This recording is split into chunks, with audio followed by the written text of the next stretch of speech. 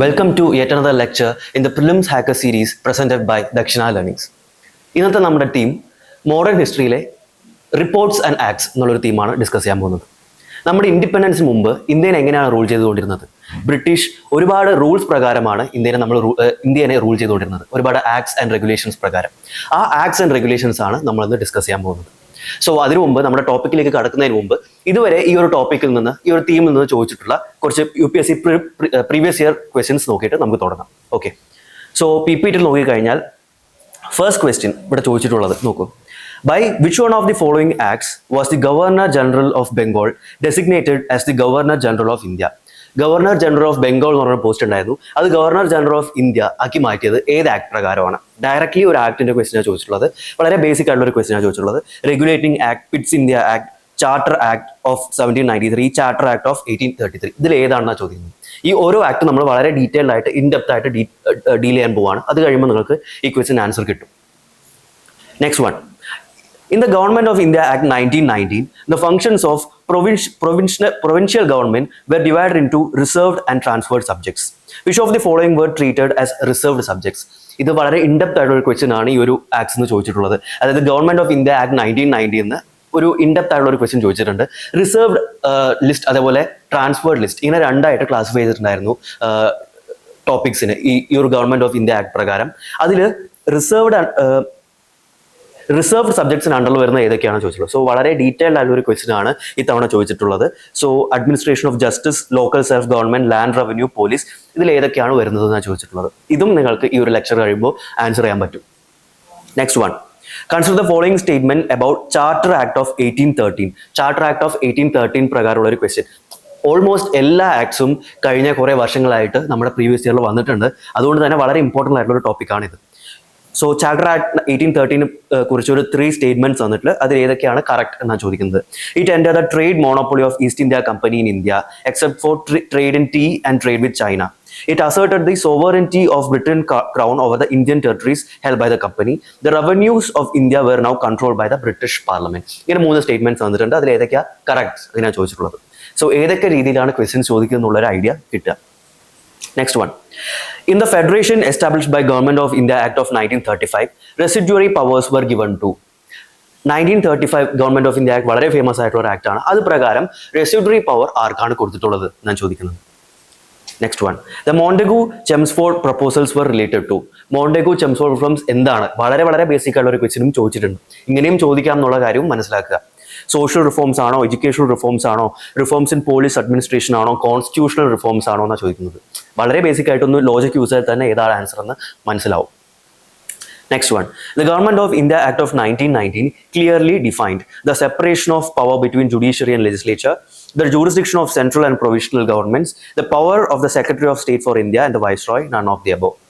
Just ആ ഒരു act എന്താണ് പറഞ്ഞിട്ടുള്ളത്, ആ ആക്ടിൽ എന്താ പറഞ്ഞിട്ടുള്ളത്, അത് വളരെ ബേസിക് ആയിട്ടുള്ള ഒരു രീതിയിലാണ് ഈ ഒരു ക്വസ്റ്റ്യനിൽ ചോദിച്ചിട്ടുള്ളത്. Next one. സോ ഞാൻ പിക്ക് ചെയ്തിട്ടുള്ള കുറച്ച് ക്വസ്റ്റ്യൻസാണ് കാണിച്ചിട്ടുള്ളത്. ഇപ്പം നിങ്ങൾക്ക് മനസ്സിലായിട്ടുണ്ടാവും ലൈക്ക് ബേസിക് ആയിട്ടൊരു ഈ ആക്ട് പ്രകാരം എന്താ ചെയ്തിട്ടുള്ളത്. അങ്ങനെയും ചോദിക്കാം. ഒരു ആക്ട് പ്രകാരം ചെയ്തിട്ടുള്ളതിൽ നിന്നും ഇൻഡെപ്ത് ആയിട്ട് ഓരോ സംഭവങ്ങൾ സബ് ടോപ്പിക്സ് എന്നൊക്കെ ചോദിക്കാം. ആ രീതിയിലും ചോദിക്കാം. സോ വളരെ ഇൻഡെപ്ത് ആയിട്ട് ഈ ഒരു ടോപ്പിക്കിനെ കുറിച്ച് അറിഞ്ഞിരിക്കേണ്ടത് വളരെ ഇമ്പോർട്ടൻ്റ് ആണ്. സോ നമുക്ക് ക്വസ്റ്റ്യൻസ് ഒക്കെ കഴിഞ്ഞു. ഇനി ഡയറക്റ്റ് നമ്മുടെ ടോപ്പിക്കിലേക്ക് പോവാം. ആൻഡ് ഓരോ ആക്ട് ഡിസ്കസ് ചെയ്യുന്നതിന് മുമ്പ് കുറച്ച് കാര്യങ്ങൾ പറയാനുണ്ട്. എന്തിനാണ് ആക്ച്വലി ഫസ്റ്റ് പ്ലേസിൽ ആക്ട് ഒക്കെ കൊണ്ടുവരാൻ ഉദ്ദേശിച്ചിട്ടുള്ളത് ബ്രിട്ടീഷ് ഗവൺമെന്റ് എന്തുകൊണ്ടാണ് ഇന്ത്യയിൽ ഇങ്ങനത്തെ ഒരു ആക്ട്സ് ഒക്കെ കൊണ്ടുവരാൻ ഉദ്ദേശിച്ചിട്ടുള്ളതെന്നാണ് ആദ്യം ഞാൻ പറയാൻ പോകുന്നത്. അതിന് ഇന്ത്യയിൽ ഉണ്ടായിരുന്ന ആ സമയത്തെ ബാക്ക്ഗ്രൗണ്ട് അറിയണം. എന്ത് ബാക്ക്ഗ്രൗണ്ടാണ് ഇന്ത്യയിൽ ഉണ്ടായിരുന്നത്, അതുകൊണ്ട് എന്തുകൊണ്ടാണ് ബ്രിട്ടീഷിന് ഇങ്ങനെ ഒരു ആക്ട്സ് ഒക്കെ കൊണ്ടുവരേണ്ടി വന്നത്, അതാണ് ഞാൻ ആദ്യം പറയാൻ പോകുന്നത്. സോ ഈ ഒരു ആക്ട്സ് കൊണ്ടുവരുന്ന ഒരു ബാക്ക്ഗ്രൗണ്ട് എന്തായിരുന്നു എന്ന് വെച്ചാൽ, ഇന്ത്യയിൽ ഒരു ബാറ്റിൽ ഓഫ് ബുക്സർ ഒക്കെ കഴിഞ്ഞതോടുകൂടി 1764 ബാറ്റിൽ ഓഫ് ബുക്സർ ഒക്കെ കഴിഞ്ഞതോടുകൂടി ഈസ്റ്റ് ഇന്ത്യ കമ്പനിയുടെ പവർ കൂടുകയാണ് അല്ലെ. ഈസ്റ്റ് ഇന്ത്യ കമ്പനി വിൻ ചെയ്തു ആ ബാറ്റിൽ. അതിനുശേഷം ഒരു ട്രീറ്റി ഓഫ് അലഹബാദ് എന്ന് പറഞ്ഞൊരു ട്രീറ്റി ബ്രിട്ടീഷ് സൈൻ ചെയ്തിട്ടുണ്ടായിരുന്നു അണ്ടർ റോബർട്ട് ക്ലൈവ്. സോ ആ ഒരു ട്രീറ്റി പ്രകാരം ഡുവൽ ഗവൺമെന്റ് എന്ന് പറഞ്ഞൊരു സിസ്റ്റം കൊണ്ടുവന്നിട്ടുണ്ടായിരുന്നു. കേട്ട് കാണും ഡുവൽ ഗവൺമെന്റ് എന്നൊക്കെ പറഞ്ഞിട്ട്. മോഡേൺ ഹിസ്റ്ററിയിൽ ഇൻഡെപ്ത് ആയിട്ട് പഠിക്കുന്ന ഒരു സംഭവമാണ്. ഡുവൽ ഗവൺമെന്റ് എന്ന് പറഞ്ഞാൽ ഗവൺമെന്റ് ഫംഗ്ഷൻസിനെ രണ്ടായിട്ട് ക്ലാസിഫൈ ചെയ്തിട്ടുണ്ടായിരുന്നു. നിസാമത്ത് ആസ് വെൽ ആസ് ദിവാനി നിസാമത്ത്. ഇങ്ങനെ 2 രീതിയിൽ നമ്മുടെ ഗവൺമെന്റിന്റെ ഫംഗ്ഷൻസ് ക്ലാസിഫൈ ചെയ്തിട്ടുണ്ടായിരുന്നു ഇന്ത്യയിൽ. സോ ദിവാനി എന്ന് പറഞ്ഞാൽ എന്താ ഉദ്ദേശിക്കുന്നത് എന്ന് പറഞ്ഞാൽ, ഈസ്റ്റ് ഇന്ത്യ കമ്പനിക്ക് ultimate power was given to collect revenues in India. ഇന്ത്യയിൽ റവന്യൂ കളക്ട് ചെയ്യാനുള്ള ultimate power British East India കമ്പനിക്ക് കൊടുത്തിട്ടുണ്ടായിരുന്നു, especially in the regions of Bengal, Orissa, Bihar, ആ റീജിയനിലൊക്കെ. അതുപോലെ തന്നെ നിസാമത്ത് എന്ന് പറഞ്ഞാൽ ഇന്ത്യയുടെ അഡ്മിനിസ്ട്രേഷൻ, പോലീസ്, ലോ, ഇങ്ങനത്തെ സംഭവങ്ങളെല്ലാം വാസ് അണ്ടർ നിസാം. നിസാം എന്നുള്ള ഇന്ത്യൻ റൂളറിന്റെ അണ്ടറിലാണ് ഈ ഒരു അഡ്മിനിസ്ട്രേഷൻ സംഭവങ്ങൾ വരിക. ഇത് കാരണം ഒരുപാട് പ്രശ്നങ്ങൾ ഉണ്ടായിരുന്നു. കാരണം എന്താന്ന് പറഞ്ഞാൽ ഈസ്റ്റ് ഇന്ത്യ കമ്പനിക്ക് പ്രത്യേകിച്ച് ഒരു അതോറിറ്റി ഒന്നും ഇല്ല, മീൻസ് അതോറിറ്റി എന്നല്ല, ഒരു റെസ്പോൺസിബിലിറ്റി ഒന്നും ഇല്ല ഇന്ത്യയുടെ പീപ്പിളിനോട്. അതായത് അവരുടെ exclusive duty collection of revenue ആണ്. പക്ഷേ അത് കാരണം ഉണ്ടാവുന്ന അഡ്മിനിസ്ട്രേറ്റീവ് ഹേർഡിൽസ്, എന്തെങ്കിലും ലോക്കൽ പ്രശ്നങ്ങളൊക്കെ ഉണ്ടെങ്കിൽ that should be dealt with by Nizam. നിസാമിന്റെ തലയിലായിരുന്നു എല്ലാ പ്രശ്നങ്ങളും വരിക. ഈസ്റ്റ് ഇന്ത്യ കമ്പനിക്കാണെങ്കിൽ സുഖമായിട്ട് റവന്യൂ കളക്ട് ചെയ്യാനുള്ള ഒരു അവകാശമാണ് കിട്ടിയിട്ടുള്ളത്. ഇതുകൊണ്ട് തന്നെ ഒരുപാട് പ്രശ്നങ്ങൾ ഉണ്ടായി. വൺ സച്ച് പ്രശ്നം എന്താണെന്ന് പറയുകയാണെന്നുണ്ടെങ്കിൽ ഈസ്റ്റ് ഇന്ത്യ കമ്പനി ഫ്രീ ആയി റവന്യൂ കളക്ട് ചെയ്യാൻ. അതുകൊണ്ട് തന്നെ ഈസ്റ്റ് ഇന്ത്യ കമ്പനിയിലെ എല്ലാ എംപ്ലോയീസും ഭയങ്കര അംബീഷ്യസ് ആയി, ഭയങ്കരമായിട്ട് കറപ്ഷൻ വരാൻ തുടങ്ങി. അതുപോലെ തന്നെ ഇന്ത്യയുടെ പെസൻസ്, അതുപോലെ ഇന്ത്യയിലെ ആൾക്കാരുടെ കണ്ടീഷൻസ് ഒക്കെ വളരെ പോറായി തുടങ്ങി. കാരണം അൾട്ടിമേറ്റ് പവറാണ് റവന്യൂ കളക്ട് ചെയ്യാനുള്ളത്. പക്ഷേ ഈ നിസാം എന്നൊക്കെ പറയുന്നത് ഒരു പപ്പറ്റ് റൂളർ പോലെയായിരുന്നു. ബ്രിട്ടീഷ് ഈസ്റ്റ് ഇന്ത്യ കമ്പനി പറയുന്ന കാര്യങ്ങൾ മാത്രം ചെയ്യാനുള്ള ഒരു പപ്പറ്റ് റൂളറായിട്ട് മാറി ആര്? നിസാം. സോ മൊത്തത്തിൽ ഈ ഒരു ഡുവൽ ഗവൺമെന്റ് എന്ന് പറയുന്നത് ഇന്ത്യയിൽ ഫെയിലായി റോബർട്ട് ക്ലൈവ് കൊണ്ടുവന്നത്. അതുകൊണ്ട് തന്നെ ബ്രിട്ടീഷ് ഗവൺമെന്റിന് എന്തെങ്കിലും ഒരു റെഗുലേഷൻ ഈ ഈസ്റ്റ് ഇന്ത്യ കമ്പനിയിൽ കൊണ്ടുവരണം എന്നുള്ളൊരു സാഹചര്യമായി. അതുകൊണ്ടാണ് ആക്ച്വലി റെഗുലേറ്റിംഗ് ആക്ട് ഓഫ് 1773 എന്നുള്ളൊരു തുടക്കത്തിൽ ഒരു ആക്ട് കൊണ്ടുവരുന്നത്. അതിനുശേഷം പിന്നീട് അങ്ങോട്ട് ഒരുപാട് ആക്ട്സ് വരുന്നുണ്ട്. സോ ഇതാണ് ഒരു ബാക്ക്ഗ്രൗണ്ട്. റെഗുലേഷൻ, ഒരു ഈസ്റ്റ് ഇന്ത്യ കമ്പനിയുടെ ഫംഗ്ഷൻസിനൊക്കെ റെഗുലേറ്റ് ചെയ്യാൻ വേണ്ടിയിട്ടാണ് ഇങ്ങനൊരു ആക്ട് കൊണ്ടുവരുന്നത് എന്നുള്ള കാര്യം മനസ്സിലാക്കുക. അതിനു മുമ്പ് നമ്മുടെ ആക്ടിലേക്ക് പോകുന്നതിന് മുമ്പ് നമ്മുടെ PPT-ൽ കൊടുത്തിട്ടുള്ള ഡീറ്റെയിൽസ് ജസ്റ്റ് ഒന്ന് വായിച്ചു നോക്കാം. Beginning of rule. The British East India Company was established as a trading company in 1600 and later transformed into a ruling body in 1765. ഒരു കൊമേഴ്ഷ്യൽ എന്റർപ്രൈസ് ആയിട്ട് ട്രേഡിങ്ങിന് വേണ്ടി റോ മെറ്റീരിയൽസ് വാങ്ങാനും വിൽക്കാനും ഒക്കെ വേണ്ടി വന്ന ഒരു കമ്പനി ലേറ്റർ ഒരു അഡ്മിനിസ്ട്രേറ്റീവ് ബോഡിയായി മാറുന്നുണ്ട് ഇന്ത്യയിൽ. അത് എങ്ങനെയാണെന്നാണ് നമ്മളിപ്പോൾ പഠിക്കാൻ പോകുന്നത്. ഏതൊക്കെ ആക്ട്സ് പ്രകാരമാണ് ഇവിടെ ഒരു കൊമേഴ്ഷ്യൽ എൻറ്റിറ്റി മാത്രമായിട്ട് വന്നുള്ള ബ്രിട്ടീഷ് ഈസ്റ്റ് ഇന്ത്യ കമ്പനി ഒരു അഡ്മിനിസ്ട്രേറ്റീവ്, അതായത് ഇവിടുത്തെ റൂൾ ചെയ്യാൻ കേപ്പബിൾ ആയിട്ടുള്ള ഒരു ബോഡി, കോമ്പീറ്റന്റ് ആയിട്ടുള്ള ഒരു ബോഡിയായി മാറുന്നത്. ആ ട്രാൻസ്ഫോർമേഷൻ ആണ് നമ്മൾ ആക്ച്വലി ഡിസ്കസ് ചെയ്യാൻ പോകുന്നത്. Interference in internal affairs. After the Battle of Buxar, as I said before, 1764, the East India Company got the Diwani rights to collect revenues of Bengal, Bihar and Orissa, and gradually it started interfering in Indian affairs. A commercial entity started interfering in Indian affairs after Battle of Buxar. ഒരു power കിട്ടിയ ശേഷം. Exploitation of power. The period from 1765 to 72 saw duality in the system of government, where the company had the authority but no responsibility, and its Indian representatives had all the responsibility but no authority. ഇതാണ് ഞാൻ നേരത്തെ explain ചെയ്തത്. നിസാമിനാണെന്നുണ്ടെങ്കിൽ എല്ലാ authority, എന്താ പറയുക, റെസ്പോൺസിബിലിറ്റിയും നിസാമിന്റെ തലയിലായിരുന്നു. പക്ഷെ കമ്പനിക്ക് ഒരു റെസ്പോൺസിബിലിറ്റി ഇല്ല. പക്ഷെ റാമ്പന്റ് ആയിട്ട് റവന്യൂ കളക്ഷൻ നടന്നുകൊണ്ടിരുന്നു. സോ എന്തൊരു പ്രശ്നം വന്നാലും അത് നിസാമിന്റെ തലയിലാവും, കമ്പനിക്ക് യാതൊരു വിധ റെസ്പോൺസിബിലിറ്റിയും ഇല്ലാത്തൊരു സിസ്റ്റം. അത് ആക്ച്വലി വളരെ വളരെ ബുദ്ധിമുട്ടാണ് ഇന്ത്യയിൽ ഉണ്ടാക്കിയത്. Next one. This resulted in rampant corruption among servants of the company, excessive revenue collection and oppression of peasantry. The company's bankruptcy while the servants were flourishing. Actually കമ്പനിക്കും വളരെയധികം നഷ്ടമാണ് ഉണ്ടായത്. കമ്പനിയുടെ എംപ്ലോയീസ് എല്ലാവരും ഭയങ്കരമായിട്ട് ഫ്ലറിഷ് ചെയ്യാൻ തുടങ്ങി. പക്ഷെ കമ്പനിക്ക് നഷ്ടം ഉണ്ടാവാൻ തുടങ്ങി. ഇപ്പോഴാണ് British East India company comes into picture. British government comes into picture and they started to regulate British East India Company. Response of British government. ഇങ്ങനെയൊക്കെ ഉണ്ടായപ്പോൾ എന്തായിരുന്നു British government response? To bring some order into the business, the British government decided to regulate the company with gradual increase in laws. ഇങ്ങനെയൊക്കെ ഉണ്ടായപ്പോൾ എന്ത് ചെയ്തു? British government decided to regulate the company by implementing or legislating laws. ആ loss ആണ് നമ്മൾ discuss ചെയ്യാൻ പോകുന്നത്. ഓരോ ലോസും നിങ്ങൾക്ക് ആ എവല്യൂഷൻ കാണാൻ പറ്റും. സ്ട്രിഞ്ചൻ ലോസ് എന്ന് പതുക്കെ ആ ഒരു സംഭവങ്ങൾ, സ്ട്രിഞ്ചൻ ലോസ് കുറച്ച് ഇന്ത്യൻസിന് ബെനിഫിഷ്യൽ ആയിട്ടുള്ള രീതിയിൽ കൊണ്ടുവരാൻ നോക്കും. പക്ഷേ സ്റ്റിൽ അത് ഇന്ത്യൻസിന് അക്സെപ്റ്റബിൾ ആയിരിക്കില്ല. കാരണം കാലം കഴിയുന്തോറും ഇന്ത്യൻ പീപ്പിളുടെ ആവശ്യങ്ങളായിരിക്കില്ല ബ്രിട്ടീഷ് കൊടുത്തുകൊണ്ടിരിക്കുന്നത്. സോ അതൊക്കെ ആയിരിക്കും നമ്മളിനി ഡീറ്റെയിൽ ആയിട്ട് നോക്കാൻ പോകുന്നത്. So first act, regulating act of 1773. ഇതാണ് direct response from British government. ഇത് പ്രകാരമാണ് ബ്രിട്ടീഷ് ഈസ്റ്റ് ഇന്ത്യ കമ്പനിനെ റെഗുലേറ്റ് ചെയ്യാൻ നോക്കിയിട്ടുള്ളത്. സോ എന്തൊക്കെ രീതിയിലാണ് ബ്രിട്ടീഷ് ഈസ്റ്റ് ഇന്ത്യ കമ്പനിനെ റെഗുലേറ്റ് ചെയ്യാൻ നോക്കിയിട്ടുള്ളതാണ് നമ്മൾ ഡിസ്കസ് ചെയ്യാൻ പോകുന്നത്. So first one, company retains possessions. This act permitted the company to retain its territorial possessions in India, but sought to regulate the activities and functioning of the company. Actually ഇന്ത്യയിലെ British East India കമ്പനിക്ക് ഏതൊക്കെ territory ഇന്ത്യയിലുണ്ടോ അതെല്ലാം actually British East India കമ്പനിയിൽ തന്നെ വെച്ചോട്ടെ. പക്ഷേ ഒരു regulation ഈ ഒരു സംഭവത്തിൽ കൊണ്ടുവരണം എന്നാണ് പറഞ്ഞിട്ടുള്ളത് ഈ ആക്ട് പ്രകാരം. അതായത് നേരത്തെ ബ്രിട്ടീഷ് ഇന്ത്യൻ കമ്പനിയുടെ ടെറിട്ടറീസ് ആയിട്ടുണ്ടായിരുന്ന എല്ലാ ടെറിട്ടറീസും ബ്രിട്ടീഷ് ഈസ്റ്റ് ഇന്ത്യ കമ്പനിയുടെ തന്നെയാണ്. ബട്ട് ഒരു റെഗുലേഷൻ ബ്രിട്ടീഷ് ഈസ്റ്റ് ഇന്ത്യ കമ്പനിയിൽ കൊണ്ടുവരണം എന്നാണ് പറഞ്ഞിട്ടുള്ളത്. Control over Indian affairs. Through this act, for the first time, British cabinet was given the right to exercise control over Indian affairs. വളരെ വളരെ വലിയൊരു ഡിസിഷനാണിത്. ബ്രിട്ടീഷ് ഗവൺമെന്റിന്, ബ്രിട്ടീഷ് ക്യാബിനറ്റിന് ഈ ഈസ്റ്റ് ഇന്ത്യ കമ്പനി വഴി ഡയറക്ട്ലി ഇന്ത്യൻ അഫയേഴ്സിൽ ഒരു കൺട്രോൾ കൊണ്ടുവരാൻ പറ്റുക. ആലോചിച്ച് നോക്കുക, ഒരു കൊമേഴ്ഷ്യൽ എന്റർപ്രൈസ് ആയിരുന്നു ബ്രിട്ടീഷ് ഈസ്റ്റ് ഇന്ത്യ കമ്പനി, അല്ലെ ട്രേഡ് ചെയ്യാൻ വേണ്ടി വന്ന കമ്പനിയാണ്. ബട്ട് ഈ ഒരു ഈസ്റ്റ് ഇന്ത്യ കമ്പനി വെച്ചിട്ട് ബ്രിട്ടീഷിന് ഡയറക്ട്ലി ഇന്ത്യയിലോട്ട് ഒരു എന്താ പറയുക ഇന്ത്യൻ അഫയേഴ്സ്, അതായത് അഡ്മിനിസ്ട്രേറ്റീവ് അഫയേഴ്സിൽ ഒരു കൺട്രോൾ കൊണ്ടുവരാൻ സാധിക്കും എന്നാണ് ഈ റെഗുലേറ്റിംഗ് ആക്ട് പ്രകാരം പറഞ്ഞത്. അതായത് ബ്രിട്ടീഷിന് ഇന്ത്യയിലോട്ടുള്ള ഒരു എന്താ പറയുക ഒരു കൺട്രോൾ കൂട്ടാനാണ് നോക്കിയിട്ടുള്ളത് ഈ ആക്ട് പ്രകാരം. Next one, introduction of Governor General. It changed the post of Governor of Bengal to Governor General of Bengal.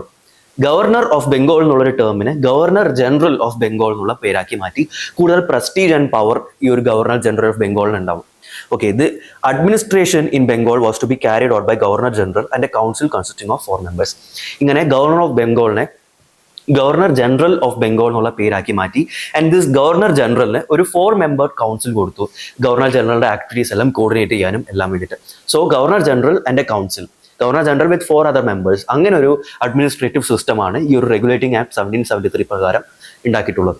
Warren Hastings was made the first governor general of Bengal. എല്ലാവർക്കും അറിയുന്ന ഒരു കാര്യമായിരിക്കുമല്ലോ, first governor general of Bengal ആരാണ്? Warren Hastings ആണ്. ഈ ഒരു act പ്രകാരമാണ് അത് ചെയ്തിട്ടുള്ളതെന്ന് ജസ്റ്റ് നോട്ട് ചെയ്ത് വെക്കാം. The governor of Bombay and Madras now worked under the governor general of Bengal.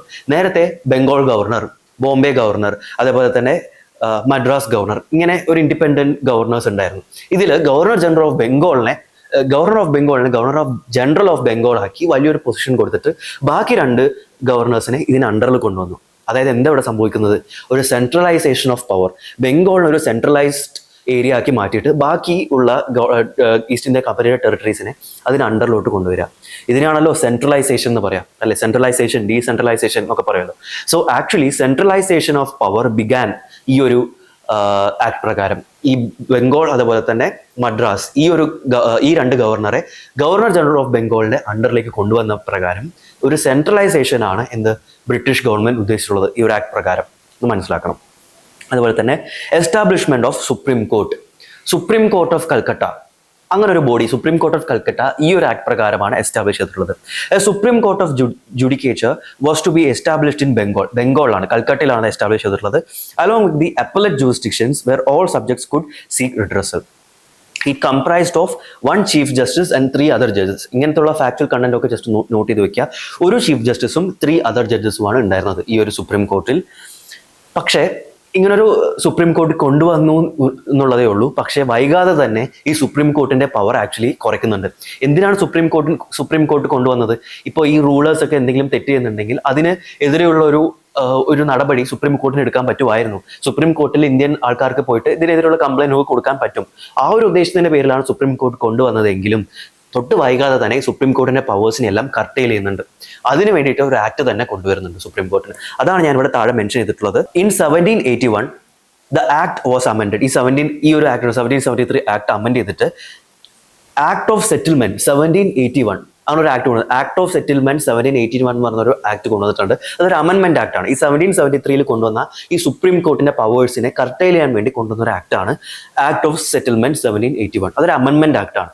ഇത് പ്രകാരം എന്താ ചെയ്തിട്ടുള്ളതെന്ന് പറഞ്ഞാൽ, and the governor general and the council and the servants of the government were exempted from the jurisdiction if they did anything while discharging duties. Governor ജനറലോ ഗവൺമെന്റിന്റെ വേറെ ഏതെങ്കിലും എംപ്ലോയീസോ എന്തെങ്കിലും തെറ്റ് ചെയ്തിട്ടുണ്ട് അവരുടെ ഡ്യൂട്ടീസ് ചെയ്യുമ്പോൾ, അങ്ങനെയാണെന്നുണ്ടെങ്കിൽ അത് ഈ സുപ്രീം കോർട്ടിന്റെ ജൂറിസ്ഡിക്ഷനിൽ ഇല്ല എന്നുള്ള രീതിയിലാണ് ഈ അമെൻമെന്റ് ആക്ട് പറയുന്നത്. വളരെ വളരെ മോശമായിട്ടുള്ള ഒരു കാര്യമാണ്. ഇവരുടെ എന്തെങ്കിലും തെറ്റ് പരിശോധിക്കാൻ വേണ്ടിയിട്ടാണ് ആക്ച്വലി സുപ്രീം കോർട്ട് വേണ്ടത്. ബട്ട് ഈ ഒരു അമെൻമെന്റ് പ്രകാരം ഇവരുടെ തെറ്റുകൾ, റോങ് ഡൂയിങ്സ് എല്ലാം സുപ്രീം കോർട്ടിന്റെ ജൂറിസ്ഡിക്ഷനിൽ മാറ്റിവെക്കുകയാണ് ചെയ്തിട്ടുള്ളത്. ആൻഡ് അതേപോലെ തന്നെ അപ്പീൽസ് ഫ്രം പ്രൊവിൻഷ്യൽ കോർട്ട്, ഇതേപോലെ താഴെയും ഓരോ കോർട്ടുകളുണ്ടല്ലോ. ഇപ്പൊ നമ്മുടെ ഹൈക്കോർട്ട്, സുപ്രീം കോർട്ടൊക്കെ പോലെ തന്നെ സുപ്രീം കോർട്ട് ഓഫ് കൽക്കട്ട, അതുപോലെ പ്രൊവിൻഷ്യൽ കോർട്സ്, വേറെ പ്രൊവിൻസസിലെ കോർട്സ്. ഈ പ്രൊവിൻഷ്യൽ കോർട്സിൽ നിന്ന് എന്തെങ്കിലും അപ്പീൽസ് പോയിട്ടുണ്ടെങ്കിൽ അത് ഡയറക്ട്ലി ഗവർണർ ജനറലിന്റെ അടുത്തേക്കാണ് പോവേണ്ടത് എന്നാണ് പറഞ്ഞിട്ടുള്ളത്. അല്ലാതെ ഇപ്പൊ കാണുന്ന പോലെ provincial court to supreme court അങ്ങനെയല്ല അപ്പീൽസ് പോവേണ്ടത്, ഗവർണർ ജനറലിന്റെ അടുത്തേക്കാണ് അപ്പീൽസ് പോവേണ്ടതെന്നാണ് ഈ ആക്ട് പ്രകാരം പറഞ്ഞിട്ടുള്ളത്. അപ്പൊ ഇതൊന്നും മനസ്സിലാക്കേണ്ടത് ഗവർണർ ജനറലിന്റെ പവർ കൂട്ടിക്കൊണ്ട് വരികയാണ് ആക്ച്വലി ചെയ്യുന്നത്. ആൻഡ് വേറെ പവേഴ്സ് എല്ലാം കുറച്ചുകൊണ്ട് വരികയാണ്. വേറെ കോർട്ടിന്റെ പവേഴ്സ് ആയിക്കോട്ടെ, ഇന്ത്യൻസിന്റെ പവേഴ്സ് ആയിക്കോട്ടെ, എല്ലാം കുറച്ച് വരികയാണ് ചെയ്തിട്ടുള്ളത്. Revenue matters were remove from the jurisdiction of supreme court. Supreme കോർട്ടിൽ നിന്ന് റവന്യൂ മാറ്റേഴ്സും റിമൂവ് ചെയ്തിട്ടുണ്ട് അല്ലേ. സോ സുഖമായിട്ട് ബ്രിട്ടീഷിന് എന്താണ് റവന്യൂ കളക്ഷൻ, അതിലെന്തെങ്കിലും കറപ്ഷനോ എന്തെങ്കിലും ഉണ്ടെങ്കിലും അത് was remove from the jurisdiction of supreme Court. അതുപോലെ it empowered governor general to frame regulation for provincial courts. Governor ജനറലിന് സോൾ പവർ കൊടുത്തിട്ടുള്ളതാണ് പ്രൊവിൻഷ്യൽ കോർട്സിന്റെ മാറ്റേഴ്സ് എല്ലാം ഓവർസീ ചെയ്യാനും അതിന്റെ ഫംഗ്ഷൻസിൽ എന്തെങ്കിലും മോഡിഫിക്കേഷൻസ് വരുത്തുന്നെങ്കിലും governor general became the competent authority to do such things. Governor ജനറലിന്റെ പവർ കൂട്ടുകയാണ് ചെയ്തിട്ടുള്ളത് ഈ ഒരു അമെൻമെന്റ് പ്രകാരം. 1773 കൊണ്ടുവന്ന കുറച്ച് നല്ല കാര്യങ്ങളും കൂടെ ആക്ച്വലി ഈ അമെൻമെന്റ് പ്രകാരം ഒഴിവാക്കി കളഞ്ഞു എന്ന് വേണം മനസ്സിലാക്കാൻ. ആൻഡ് ലാസ്റ്റ് പോയിന്റ് എന്താ കൊടുത്തിട്ടുള്ളത്, this is the centralisation, that is centralisation of powers began. Governor general എന്നൊരു അതോറിറ്റിയിലേക്ക് ഫുൾ പവേഴ്സും സെൻട്രലൈസ് ചെയ്യുന്ന ഒരു സിറ്റുവേഷൻ ആണ് നമ്മൾ കാണുന്നത്. സോ സെൻട്രലൈസേഷൻ സ്റ്റാർട്ട് ചെയ്തു. ഫ്യൂച്ചറിൽ നമ്മൾ അടുത്ത കുറച്ച് ആക്സിൽ പറയും decentralisation began. So centralisation start ചെയ്തതാണ്. ഡീസെൻട്രലൈസേഷൻ നടക്കുന്നത് എങ്ങനെയാണെന്നുള്ളതൊക്കെ ഡീറ്റെയിൽ ആയിട്ട് നെക്സ്റ്റ് സ്ലൈഡ്സിൽ നമ്മൾ പറയുന്നതായിരിക്കും. സോ നമ്മളിപ്പോൾ ഡിസ്കസ് ചെയ്തത് റെഗുലേറ്റിംഗ് ആക്ട് 1773 ആണ്. അതിലുള്ള വേരിയസ് എന്താ പറയുക പ്രൊവിഷൻസ് ആണ് നമ്മളിപ്പോൾ ഡിസ്കസ് ചെയ്തുകൊണ്ടിരുന്നത്. അതുപോലെ തന്നെ അതിൽ വന്ന ഒരു അമെൻമെന്റും നമ്മൾ ഡിസ്കസ് ചെയ്തു. ഇനി നെക്സ്റ്റ് ആക്ട് ഏതാന്ന് പറഞ്ഞാൽ പിറ്റ്സ് ഇന്ത്യ ആക്ട് 1784. ഫേമസ് ആയിട്ടുള്ള ഒരു ആക്ട് ആണ് പിറ്റ്സ് ഇന്ത്യ ആക്ട് 1784. ഇത് പ്രകാരം എന്താ ചെയ്തിട്ടുള്ളതെന്ന് വെച്ചാൽ dual control system was introduced. Dual control system വളരെ ഫേമസ് ആയിട്ട് മീൻസ് മോഡേൺ ഹിസ്റ്ററി പഠിക്കുന്നവരൊക്കെ കേട്ട് കാണും ഡുവൽ കൺട്രോൾ സിസ്റ്റം എന്ന്. അങ്ങനെ ഒരു ഡുവൽ കൺട്രോൾ സിസ്റ്റം ഇൻട്രൊഡ്യൂസ് ചെയ്തു. അതെന്താണെന്ന് നോക്കാം. It established the dual system of control by the British government and the East India Company. Pitt's India Act of 1784 separated the East India Company's commercial and political roles. The company kept its commercial activities while the British government through the Board of Control managed its political and administrative affairs, creating a double government system. Company അതിൻ്റെ commercial activities നേരത്തെ പറഞ്ഞ പോലെ തന്നെ company mainly അതിൻ്റെ commercial activities ആണ് നോക്കിക്കൊണ്ടിരുന്നത്. പക്ഷേ board of control എന്ന് പറഞ്ഞൊരു ഒരു ബോഡി കൊണ്ടുവന്നിട്ട് പൊളിറ്റിക്കൽ ആൻഡ് അഡ്മിനിസ്ട്രേറ്റീവ് മാറ്റേഴ്സ് ഈ ബോർഡ് ഓഫ് കൺട്രോളിന്റെ അണ്ടറിലേക്ക് കൊണ്ടുവന്നു. അതായത് commercial matters and political matters രണ്ടിനും സെപ്പറേറ്റ് ചെയ്തു. അതാണ് ഈ ഡ്യുവൽ സിസ്റ്റം ഓഫ് ഗവൺമെന്റ് എന്ന് പറഞ്ഞത്. ഇത് കൊണ്ടുവന്നത് പിറ്റ്സ് ഇന്ത്യ ആക്ട് പ്രകാരമാണ്. The company became a subordinate department of British Crown and its territories were termed British possessions. വളരെ വലിയൊരു സ്റ്റെപ്പാണ് ചെയ്തിട്ടുള്ളത്. ബ്രിട്ടീഷ് ഈസ്റ്റ് ഇന്ത്യ കമ്പനിക്ക് ഇന്ത്യയിൽ ഉണ്ടായിരുന്ന എല്ലാ ടെറിട്ടറീസും now became the territories of British government. British possessions എന്നാണ് അതിനെ വിളിക്കാൻ തുടങ്ങിയത്. ബ്രിട്ടീഷ് ഈസ്റ്റ് ഇന്ത്യ കമ്പനിയുടെ എല്ലാ ടെറിട്ടറീസും ബ്രിട്ടീഷിൻ്റെതായി മാറി. And this company just became the subordinate of British government. മനസ്സിലായോ? And this act British was given complete control over company's affairs. However, it retained the control of commerce and day-to-day administration. Day-to-day administration, commerce ഒക്കെ East India Company തന്നെയാണ് നോക്കിയത്. But ultimately this company comes under government of Britain. ആ ഒരു മാറ്റം കൊണ്ടുവന്നിട്ടുണ്ടായിരുന്നു.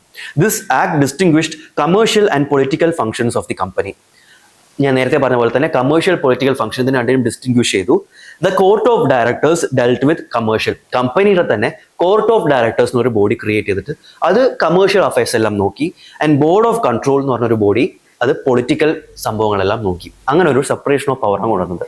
So court of directors and board of control ഇങ്ങനെ രണ്ട് bodies establish ചെയ്തു ഈ പിറ്റ്സിന്റെ ആക്ട്. അത് വളരെ ഇമ്പോർട്ടൻ്റ് ആണ്. ഏത് ആക്ട് പ്രകാരം അത് എസ്റ്റാബ്ലിഷ് ചെയ്തത്, ഏത് ആക്ട് പ്രകാരമാണ് ഇതിനെ ഒഴിവാക്കിയത്, അങ്ങനെയൊക്കെ ചോദിക്കാൻ ചാൻസ് ഉള്ളതാണ്. സോ ജസ്റ്റ് നോട്ട് ചെയ്യുക. പിറ്റ്സ് ഇന്ത്യ ആക്ട് പ്രകാരമാണ് ഈ ഒരു court of directors and board of control എന്നുള്ള രണ്ട് ബോഡീസ് കൊണ്ടുവന്നിട്ടുള്ളത് ജസ്റ്റ് ഓർത്തു വയ്ക്കാം.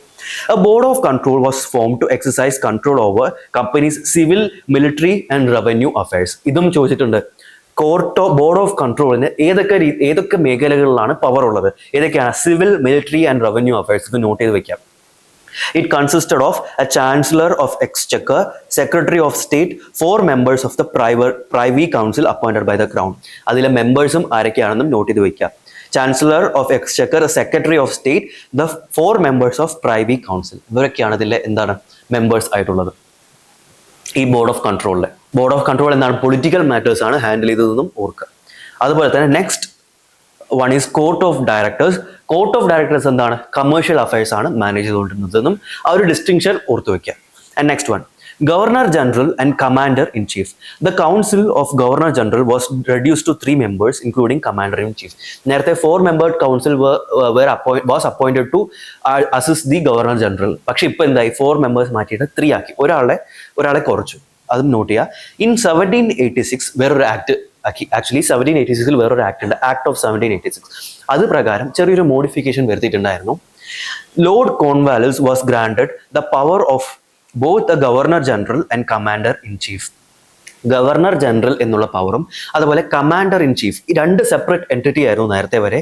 ഈ ഒരു 1786 ആക്ട് പ്രകാരം, ഇതൊരു സെപ്പറേറ്റ് ആക്ട് ആണ്, ജസ്റ്റ് ഞാൻ അത് രണ്ടാളും കൊടുത്തു എന്നുള്ളൂ. 1786 ആക്ട് പ്രകാരം this commander in chief and governor general, ഈ 2 സംഭവങ്ങളും ഒരാളായി മാറി. ലോർഡ് കോൺവാലിസ് ആണ് ആദ്യമായിട്ട് അങ്ങനത്തെ ഒരാളായി മാറിയത്. He was allowed to override the council decisions if he own the responsibility for the decision. ഈ കൗൺസിൽ എന്നുള്ളത് വളരെ അധികം പവർ ഇല്ലാത്ത ഒരു ബോഡിയായി മാറി. ഈ കൗൺസിൽ എന്തൊരു ഡിസിഷൻ എടുക്കുകയാണെന്നുണ്ടെങ്കിലും അതിനെ ഓവർ റൈഡ് ചെയ്യാനുള്ള ഒരു പവർ ഗവർണർ ജനറലിന് വേണ്ടി കൊണ്ടുവന്നു. ഈ ഒരു 1786 ശേഷമാണ് ഇങ്ങനത്തെ ഒരു മാറ്റം വരുന്നത്. Commander in chief governor general single പേഴ്സണായി മാറി. ആൻഡ് കൗൺസിൽ വളരെ അധികം പവർ ഇല്ലാത്ത ഒരു ബോഡിയായി മാറി. കൗൺസിലിന്റെ ഡിസിഷൻ എപ്പോൾ വേണമെങ്കിലും ഗവർണർ ജനറലിന് ഓവർ റൈഡ് ചെയ്യാം എന്നുള്ളൊരു അമെൻമെന്റും കൂടിയാണ് ഈ 1786 ആക്ട് പ്രകാരം കൊണ്ടുവന്നിട്ടുള്ളതെന്നും ഓർക്കുക. Okay, so Pitt's India Act is also over. Next one is Charter Act 1793. Charter Act 1793. ഇത് പ്രകാരം ചെയ്തിട്ടുള്ളത് extension of powers to Governor General. It extended the overriding power given to Lord Cornwallis over his council to all future governor generals and governors of presidencies. തൊട്ട് മുമ്പ് പറഞ്ഞിട്ടുണ്ടായിരുന്നു 1786 കോൺവാലിസിന് commander in chief അതുപോലെ തന്നെ governor general ഈ 2 പവറും ഒരുമിച്ച് കൊടുത്തിട്ടുണ്ടായിരുന്നു.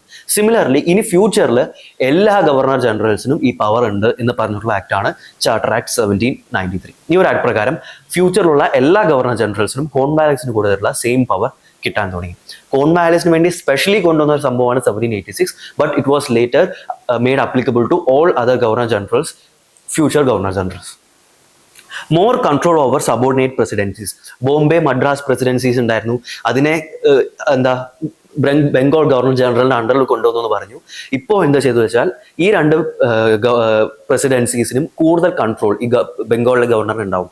ബംഗാൾ ഗവർണറിന് ഈ 2 പ്രസിഡൻസീസിന്റെ മുകളിൽ കൂടുതൽ പവേഴ്സ് കൊണ്ടുവരാൻ നോക്കിയിട്ടുണ്ടായിരുന്നു ഈ ആക്ട് പ്രകാരം. It extend the trade monopoly of company to another 20 years. അടുത്ത ഒരു 20 yearsലേക്കും കൂടി ഇന്ത്യയിൽ ട്രേഡ് ചെയ്യാനുള്ള ഒരു മോണോപ്പൊളി ഇന്ത്യൻ, അതായത് ബ്രിട്ടീഷ് ഗവൺമെന്റിന് കൊടുത്തൊരു മോണോപ്പൊളി, അതായത് ഈസ്റ്റ് ഇന്ത്യ കമ്പനിക്ക് മാത്രം ഒരു മോണോപ്പൊളി കൊടുത്തു ബ്രിട്ടന് ഇവിടെ ട്രേഡ് ചെയ്യാനുള്ളത്, അത് 20 yearsലേക്ക് കൂടി എക്സ്റ്റെൻഡ് ചെയ്തു. ഇത് ചോദിച്ചിട്ടുണ്ട് ഒരു പ്രീവിയസ് ഇയറിൽ. ഏത് ആക്ട് പ്രകാരമാണ് മോണോപ്പൊളി എക്സ്റ്റെൻഡ് ചെയ്തത്, അതുപോലെ ഏത് ആക്ട് പ്രകാരമാണ് മോണോപ്പൊളി ഒഴിവാക്കിയത്, ഇങ്ങനെയൊക്കെ ചോദിക്കാൻ ചാൻസ് ഉണ്ട്, ചോദിച്ചിട്ടും ഉണ്ട്. സോ ഇത് നോട്ട് ചെയ്ത് വെക്കാം. Appointment of senior officials. The royal approval was mandated for the appointment of the Governor General, Governors and Commander-in-Chief. നോക്കൂ, അതായത് ബ്രിട്ടീഷ് ഗവൺമെന്റ് കൂടുതൽ കൺട്രോളിംഗ് ആയിട്ട് വരികയാണ്. അതായത് ഇവിടെ ഗവർണർ ജനറൽ അതേപോലുള്ള ഒഫീഷ്യൽസിനൊക്കെ അപ്പോയിന്റ് ചെയ്യണമെന്നുണ്ടെങ്കിൽ റോയൽ അപ്രൂവൽ വേണം. ബ്രിട്ടീഷ് ഗവൺമെന്റിന്റെ റോയൽ അപ്രൂവൽ ഉണ്ടെങ്കിലേ ഇവിടെ അപ്പോയിന്റ്മെന്റ്സ് നടത്താൻ പറ്റുള്ളൂ എന്നുള്ള ഒരു കണ്ടീഷനാണ് ഈ ഒരു ആക്ട് പ്രകാരം മുന്നോട്ട് വെച്ചിട്ടുള്ളത്. Next one, senior officials of the company for debarred from living in India without permission. Doing so was treated as resignation. ഇന്ത്യയിലുള്ള കമ്പനിയുടെ സീനിയർ ഒഫീഷ്യൽസ് ഇന്ത്യ വിട്ട് പോകാൻ പറ്റില്ല. അങ്ങനെ പോവുകയാണെന്നുണ്ടെങ്കിൽ അതിനർത്ഥം അവർ റിസൈൻ ചെയ്തിട്ടാണ് പോണത്. ദെൻ അവർക്ക് ബ്രിട്ടീഷ് ഈസ്റ്റ് ഇന്ത്യ കമ്പനിയോട് ഒരു ഉത്തരവാദിത്വം ഇല്ല എന്നുള്ള രീതിയിലാവും, റിസൈൻ ചെയ്തിട്ടാണ് പോകുന്നു എന്നുള്ള രീതിയിലാക്കി മാറ്റി. അതായത് സീനിയർ ഒഫീഷ്യൽസിന് അങ്ങനെ പെട്ടെന്നൊന്നും ഇന്ത്യ വിട്ട് പോകാൻ പറ്റില്ല എന്നുള്ളൊരു സംഭവമാണ് കൊണ്ടുവന്നിട്ടുള്ളത്. Next one, payments of officials. It laid down the members of the board of control and their staff were to be paid out of the Indian revenues. കമ്പനി എംപ്ലോയീസിനെ ഇന്ത്യൻ റവന്യൂസ് എന്ന് വേണം പേ ചെയ്യാൻ. അത് ആലോചിച്ച് നോക്കൂ. ഇതൊരു എന്താ പറയുക, ഡ്രെയിൻ ഓഫ് വെൽത്ത് തിയറിയിലൊക്കെ പറയുന്ന പോലെ ഇന്ത്യയുടെ അഡ്മിനിസ്ട്രേഷൻ ഇവർ ചെയ്യുമ്പോൾ ഇന്ത്യയിൽ നിന്ന് തന്നെ റവന്യൂ കളക്ട് ചെയ്തിട്ട് അവർക്ക് കൊടുക്കണം. ആക്ച്വലി ബ്രിട്ടീഷിന്റെ ആവശ്യമാണ് ഇവരെ ട്രേഡ് ചെയ്യുക എന്നുള്ളത്. അപ്പോൾ അവർ തന്നെ അതിന്റെ കാര്യങ്ങൾ അഡ്മിനിസ്ട്രേഷനും അവരുടെ ട്രേഡ് കമേഴ്ഷ്യൽ കാര്യങ്ങൾക്ക് വേണ്ടി പൈസ കണ്ടെത്തുന്നതിന് പകരം ഇന്ത്യയിൽ നിന്ന് കിട്ടിയിട്ടുള്ള റവന്യൂസ് എന്ന് വേണം ഇവർക്കൊക്കെ പൈസ കൊടുക്കാൻ എന്നാണ് പറയുന്നത്. അത് വളരെ ഒരു മോശമായിട്ടുള്ള കാര്യമാണ്. ഇത് വളരെ നമ്മുടെ ഫ്രീഡം ഫൈറ്റേഴ്സ് ഒക്കെ പോയിന്റ് ഔട്ട് ചെയ്തിട്ടുള്ള ഒരു കാര്യമാണ്. ഇന്ത്യയെ കൊള്ളയടിക്കാനാണ് ആക്ച്വലി ബ്രിട്ടീഷ് നോക്കിയിട്ടുള്ളത്. ഇവിടുത്തെ പൈസയൊക്കെ ചൂഷണം ചെയ്യാനാണ് നോക്കിയിട്ടുള്ളത് എന്ന് പറയുന്നതിന് ഒരു ക്ലാസിക് എക്സാമ്പിൾ ആണ് ഇപ്പോൾ ഞാൻ പറഞ്ഞിട്ടുള്ളത്. Okay, next one. The company was also asked to pay 5 lakh pounds annually to British government after paying its necessary expenses. Company, British East India Company, British government ഒരു 5 lakh rupees annually, 5 lakh pounds annually കൊടുക്കണം എന്നുള്ളൊരു കണ്ടീഷനും കൂടെ. ഇത് just factual കാര്യങ്ങളാണ് പറഞ്ഞിട്ടുള്ളത്. Next one, charter act of 1813. അടുത്ത charter act ആണ് 1813. 20 വർഷം കഴിഞ്ഞിട്ടുള്ള അടുത്ത ചാർട്ടർ ആക്ട് ആണ് നമ്മൾ ഡിസ്കസ് ചെയ്യാൻ പോകുന്നത്. Demand of English traders. ഇത് എന്തുകൊണ്ടാണ് വന്നതെന്നാണ് പറയുന്നത്. ചാർട്ടർ ഓഫ് ആക്ട് ഓഫ് 1813 വരാനുള്ള ഒരു കാരണം എന്താണെന്ന് പറഞ്ഞാൽ the English traders demanded a share in Indian trade. Indian trade profitable ആണെന്ന് ഇംഗ്ലീഷുകാർക്ക് നോക്കിയാൽ തന്നെ മനസ്സിലാവും. ഇവിടുന്ന് വളരെ ചീപ്പായിട്ട് റോ മെറ്റീരിയൽസ് ഒക്കെ കളക്ട് ചെയ്തിട്ട് അവിടെ കൊണ്ടുപോയിട്ട് വളരെ വളരെ കൂടുതൽ പ്രോഫിറ്റിലാണ് വിൽക്കുന്നത്. സോ ഇത് കാണുമ്പോൾ ഒബ്വിയസ്ലി ബ്രിട്ടീഷ് ട്രേഡേഴ്സിന് ഇന്ത്യൻ ട്രേഡിന് ഒരു ഷെയർ വേണം എന്നൊരു ഡിമാൻഡ് ഉണ്ടായി. ആൻഡ് വേറൊരു കാര്യം കൂടി ഉണ്ട്. ആ സമയത്താണ് നെപ്പോളിയൻ ബോണപ്പാർട്ട്, വേൾഡ് ഹിസ്റ്ററി പഠിച്ചിട്ടുണ്ടാവും, ഒരു കോണ്ടിനെന്റൽ സിസ്റ്റം കൊണ്ടുവന്നിട്ടുണ്ടായിരുന്നു Napoleon Bonaparte, continental system of Napoleon Bonaparte. അത് പ്രകാരം ഇംഗ്ലണ്ടിന്റെ ട്രേഡ് എല്ലാം ബ്ലോക്ക് ചെയ്യാനാണ് നെപ്പോളിയൻ നോക്കിയിട്ടുള്ളത്. സോ അതുകൊണ്ട് തന്നെ ഇംഗ്ലണ്ടിൽ സുഖമായിട്ടൊരു ട്രേഡിംഗ് നടക്കുന്നുണ്ടായിരുന്നില്ല. അതുകൊണ്ട് എല്ലാവരുടെയും ഫോക്കസ് ഇന്ത്യയിലോട്ട് വന്നു. സോ ഇന്ത്യയിലെ ട്രേഡിന്റെ ഒരു ഷെയർ ബ്രിട്ടീഷിന് വേണം. ഇതായിരുന്നു ഒരു ബാക്ക്ഗ്രൗണ്ട് ഈ ഒരു ചാർട്ടർ ആക്ട് 1813 കൊണ്ടുവരുമ്പോൾ. സോ അതിനനുസരിച്ചുള്ള ഒരു റിഫോർമേഷൻ ആയിരിക്കും ഈ ഒരു ചാർട്ടർ ആക്ടിൽ അണ്ടറിൽ പഠിക്കാൻ പോകുന്നത്. സോ ഇത് പ്രകാരം എന്താ ചെയ്യേണ്ടതെന്ന് വെച്ചാൽ end of companies monopoly. By this, the company was deprived of its commercial monopoly and the undoubted sovereignty of the crown over the possessions of East India Company was let down. അതായത് east India കമ്പനിയുടെ മുകളിൽ completely ഒരു control ബ്രിട്ടീഷിന് ഒരു completely control east India കമ്പനിയുടെ മുകളിൽ വരികയും ചെയ്തു. അതുപോലെ തന്നെ ഈ monopoly, trade monopoly 20 years extend ചെയ്തു എന്ന് പറഞ്ഞല്ലോ. 20 years now over, 1813 ആയി. സോ ആ മോണോപ്പൊളി ഒഴിവാക്കി കളഞ്ഞു ഈസ്റ്റ് ഇന്ത്യ കമ്പനിയുടെ. അതായത് കംപ്ലീറ്റ്ലി ഒരു ബ്രിട്ടീഷ് ഗവൺമെന്റിന്റെ പൊസഷനായി മാറി എന്ത് ബ്രിട്ടീഷ് ഈസ്റ്റ് ഇന്ത്യ കമ്പനി എന്നുള്ളത്. അതുപോലെ തന്നെ ഇങ്ങനെ മോണോപ്പൊളി അവസാനിപ്പിച്ചെങ്കിലും the company was allowed to enjoy monopoly of trade with China and trade in tea. China ആയിട്ടുള്ള ട്രേഡിന്റെ മോണോപ്പൊളി, അതായത് ടീ, ഇതിന്റെയൊക്കെ മോണോപ്പൊളി റീറ്റെയിൻ ചെയ്യാനായിട്ടുള്ള ഒരു പെർമിഷൻ കൊടുത്തിട്ടുണ്ടായിരുന്നു. Okay, and a lease of 20 years was provided to the company for the possession of territories and revenue collection. ഇന്ത്യയിൽ revenue collect ചെയ്യാനും അതേപോലെ ടെറിട്ടറീസ് ഒക്കെ പൊസസ് ചെയ്യാനുള്ള ഒരു ലീസ് 20 yearsന്റെ ഒരു ലീസും കൂടെ കൊടുത്തിട്ടുണ്ട് കമ്പനിക്ക്. ഈ ഒരു ആക്ട് പ്രകാരം ഇത് പ്രീവിയസ് ഇയറിൽ ചോദിച്ചിട്ടുള്ള ഒരു സ്റ്റേറ്റ്മെന്റ് ആണ്. It encouraged Christian missionaries to come in to India. ഇന്ത്യയിലേക്ക് ക്രിസ്ത്യൻ മിഷണറീസിനെ വരാനായിട്ട് എൻകറേജ് ചെയ്തിട്ടുണ്ടായിരുന്നു. Okay, next one. Asserted supreme power of British crown over companies territories of India. Indian ടെറിട്ടറീസിൽ ബ്രിട്ടീഷ് ക്രൗണിന്റെ സുപ്രീം പവർ ഇവിടെ എസ്റ്റാബ്ലിഷ് ചെയ്യുകയാണ് ചെയ്തിട്ടുള്ളത്. ഞാൻ നേരത്തെ പറഞ്ഞല്ലോ, ബ്രിട്ടീഷ് ഈസ്റ്റ് ഇന്ത്യ കമ്പനിയുടെ പൊസഷൻസ് ഒക്കെ ഇവിടെ ഉണ്ടെങ്കിലും ആക്ച്വൽ പവർ ആർക്കായി മാറി? ബ്രിട്ടീഷ് ഗവൺമെന്റിനായി മാറി ആക്ച്വൽ പവർ. അതിൻ്റെ അണ്ടറിലുള്ള ഒരു ബോഡിയായിട്ട് മാത്രമാണ് ഈസ്റ്റ് ഇന്ത്യ കമ്പനി ഇവിടെ നിലനിന്നിട്ടുണ്ടായിരുന്നത്. Assistance to learned natives. A sum of rupees 10 lakh rupees annually was provided for the revival of literature, encouragement of learned Indian natives and promotion of scientific knowledge among Indians. ഈ ഒരു act പ്രകാരം ഒരു നല്ലൊരു കാര്യം കൂടെ ചെയ്തിട്ടുണ്ട്. ഇന്ത്യയിലുള്ള ആൾക്കാരുടെ, അതായത് ഇന്ത്യയിലുള്ള അപ്പോൾ കുറച്ച് അൺസിവിലൈസ്ഡ് ആൾക്കാരായിരുന്നു എന്നാണ് ബ്രിട്ടീഷ് പറയുന്നത്. അതായത് അത്ര വലിയ നോളേജ് ഒന്നും ഇല്ലാത്ത ആൾക്കാരായിരുന്നു എന്നാണ് പറയുന്നത്. ഇവരിൽ ഒരു സിവിലൈസ്ഡ് ബിഹേവിയർ ക്രിയേറ്റ് ചെയ്യാൻ, അതുപോലെ തന്നെ സയന്റിഫിക് നോളജ് കൊടുക്കാനുള്ള കുറച്ച് ഒരു സംഭവങ്ങളൊക്കെ ഈ ഒരു ആക്ട് പ്രകാരം ചെയ്തിട്ടുണ്ട്. അതാണ് ആനുവലി കുറച്ച് എമൗണ്ട് ഇവരുടെ ലിറ്ററേച്ചർ അതേപോലെ തന്നെ സയന്റിഫിക് നോളജ് ഒക്കെ പ്രൊവൈഡ് ചെയ്യാൻ വേണ്ടിയിട്ട് കുറച്ച് മാറ്റി വെക്കണം എന്നുള്ളൊരു ഡിസിഷൻ എടുത്തിട്ടുണ്ടായിരുന്നു. ഇത് വളരെ ഇമ്പോർട്ടൻ്റ് ആണ്. ഇതും ഒരു പ്രീവിയസ് ഇയർ ആയിട്ട് ചോദിച്ചിട്ടുണ്ട്. ഏതൊരു ആക്ട് പ്രകാരമാണ് ഇങ്ങനൊരു എഡ്യൂക്കേഷന് വേണ്ടി, ഇന്ത്യൻ എഡ്യൂക്കേഷന് വേണ്ടി കുറച്ച് എമൗണ്ട് മാറ്റി വെച്ചിട്ടുള്ളത് എന്നൊരു ക്വസ്റ്റ്യൻ ചോദിച്ചിട്ടുണ്ട്. ഇതാണ് ഈ ഒരു ആക്ട് പ്രകാരമാണ് ചെയ്തിട്ടുള്ളത്. This was the first step towards acceptance of principles of state responsibility for education. അതായത് ബ്രിട്ടീഷിന് ഇന്ത്യൻ ആൾക്കാർക്കൊരു എഡ്യൂക്കേഷൻ കൊടുക്കണം എന്നുള്ളൊരു റെസ്പോൺസിബിലിറ്റി ഉണ്ട് എന്നുള്ള കാര്യം ആദ്യമായിട്ട് അക്നോളജ് ചെയ്തിട്ടുള്ളത് ഈ ഒരു ആക്ട് പ്രകാരമാണ്. ഇന്ത്യൻ പീപ്പിളിനെ എഡ്യൂക്കേറ്റ് ചെയ്യുക എന്നുള്ളൊരു മോട്ടീവ് ആദ്യമായിട്ട് അക്നോളജ് ചെയ്തിട്ടുള്ളത് ഈ ഒരു ആക്ട് പ്രകാരമാണെന്നുള്ളതും പുറത്തു വയ്ക്കുക. So charter act 1813 is also over. Next one is charter act 1833. company's trade situation now. The lease of 20 years provided to the company under Charter Act of 1813 for the possession of territories and the revenue collection was further extended.